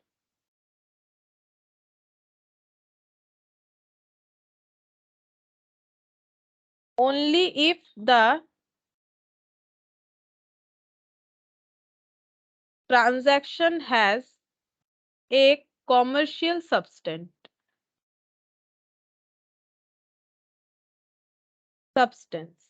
ठीक है, ये क्राइटेरिया तभी हम लोग फॉलो कर पाएंगे अगर ट्रांजैक्शन में कॉमर्शियल सब्सटेंस है। अब कॉमर्शियल सब्सटेंस का मतलब क्या होता है, इफ देयर इज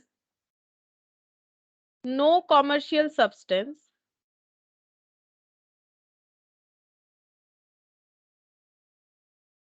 और the fair value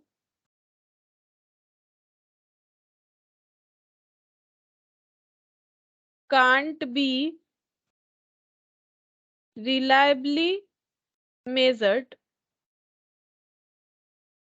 then the cost should be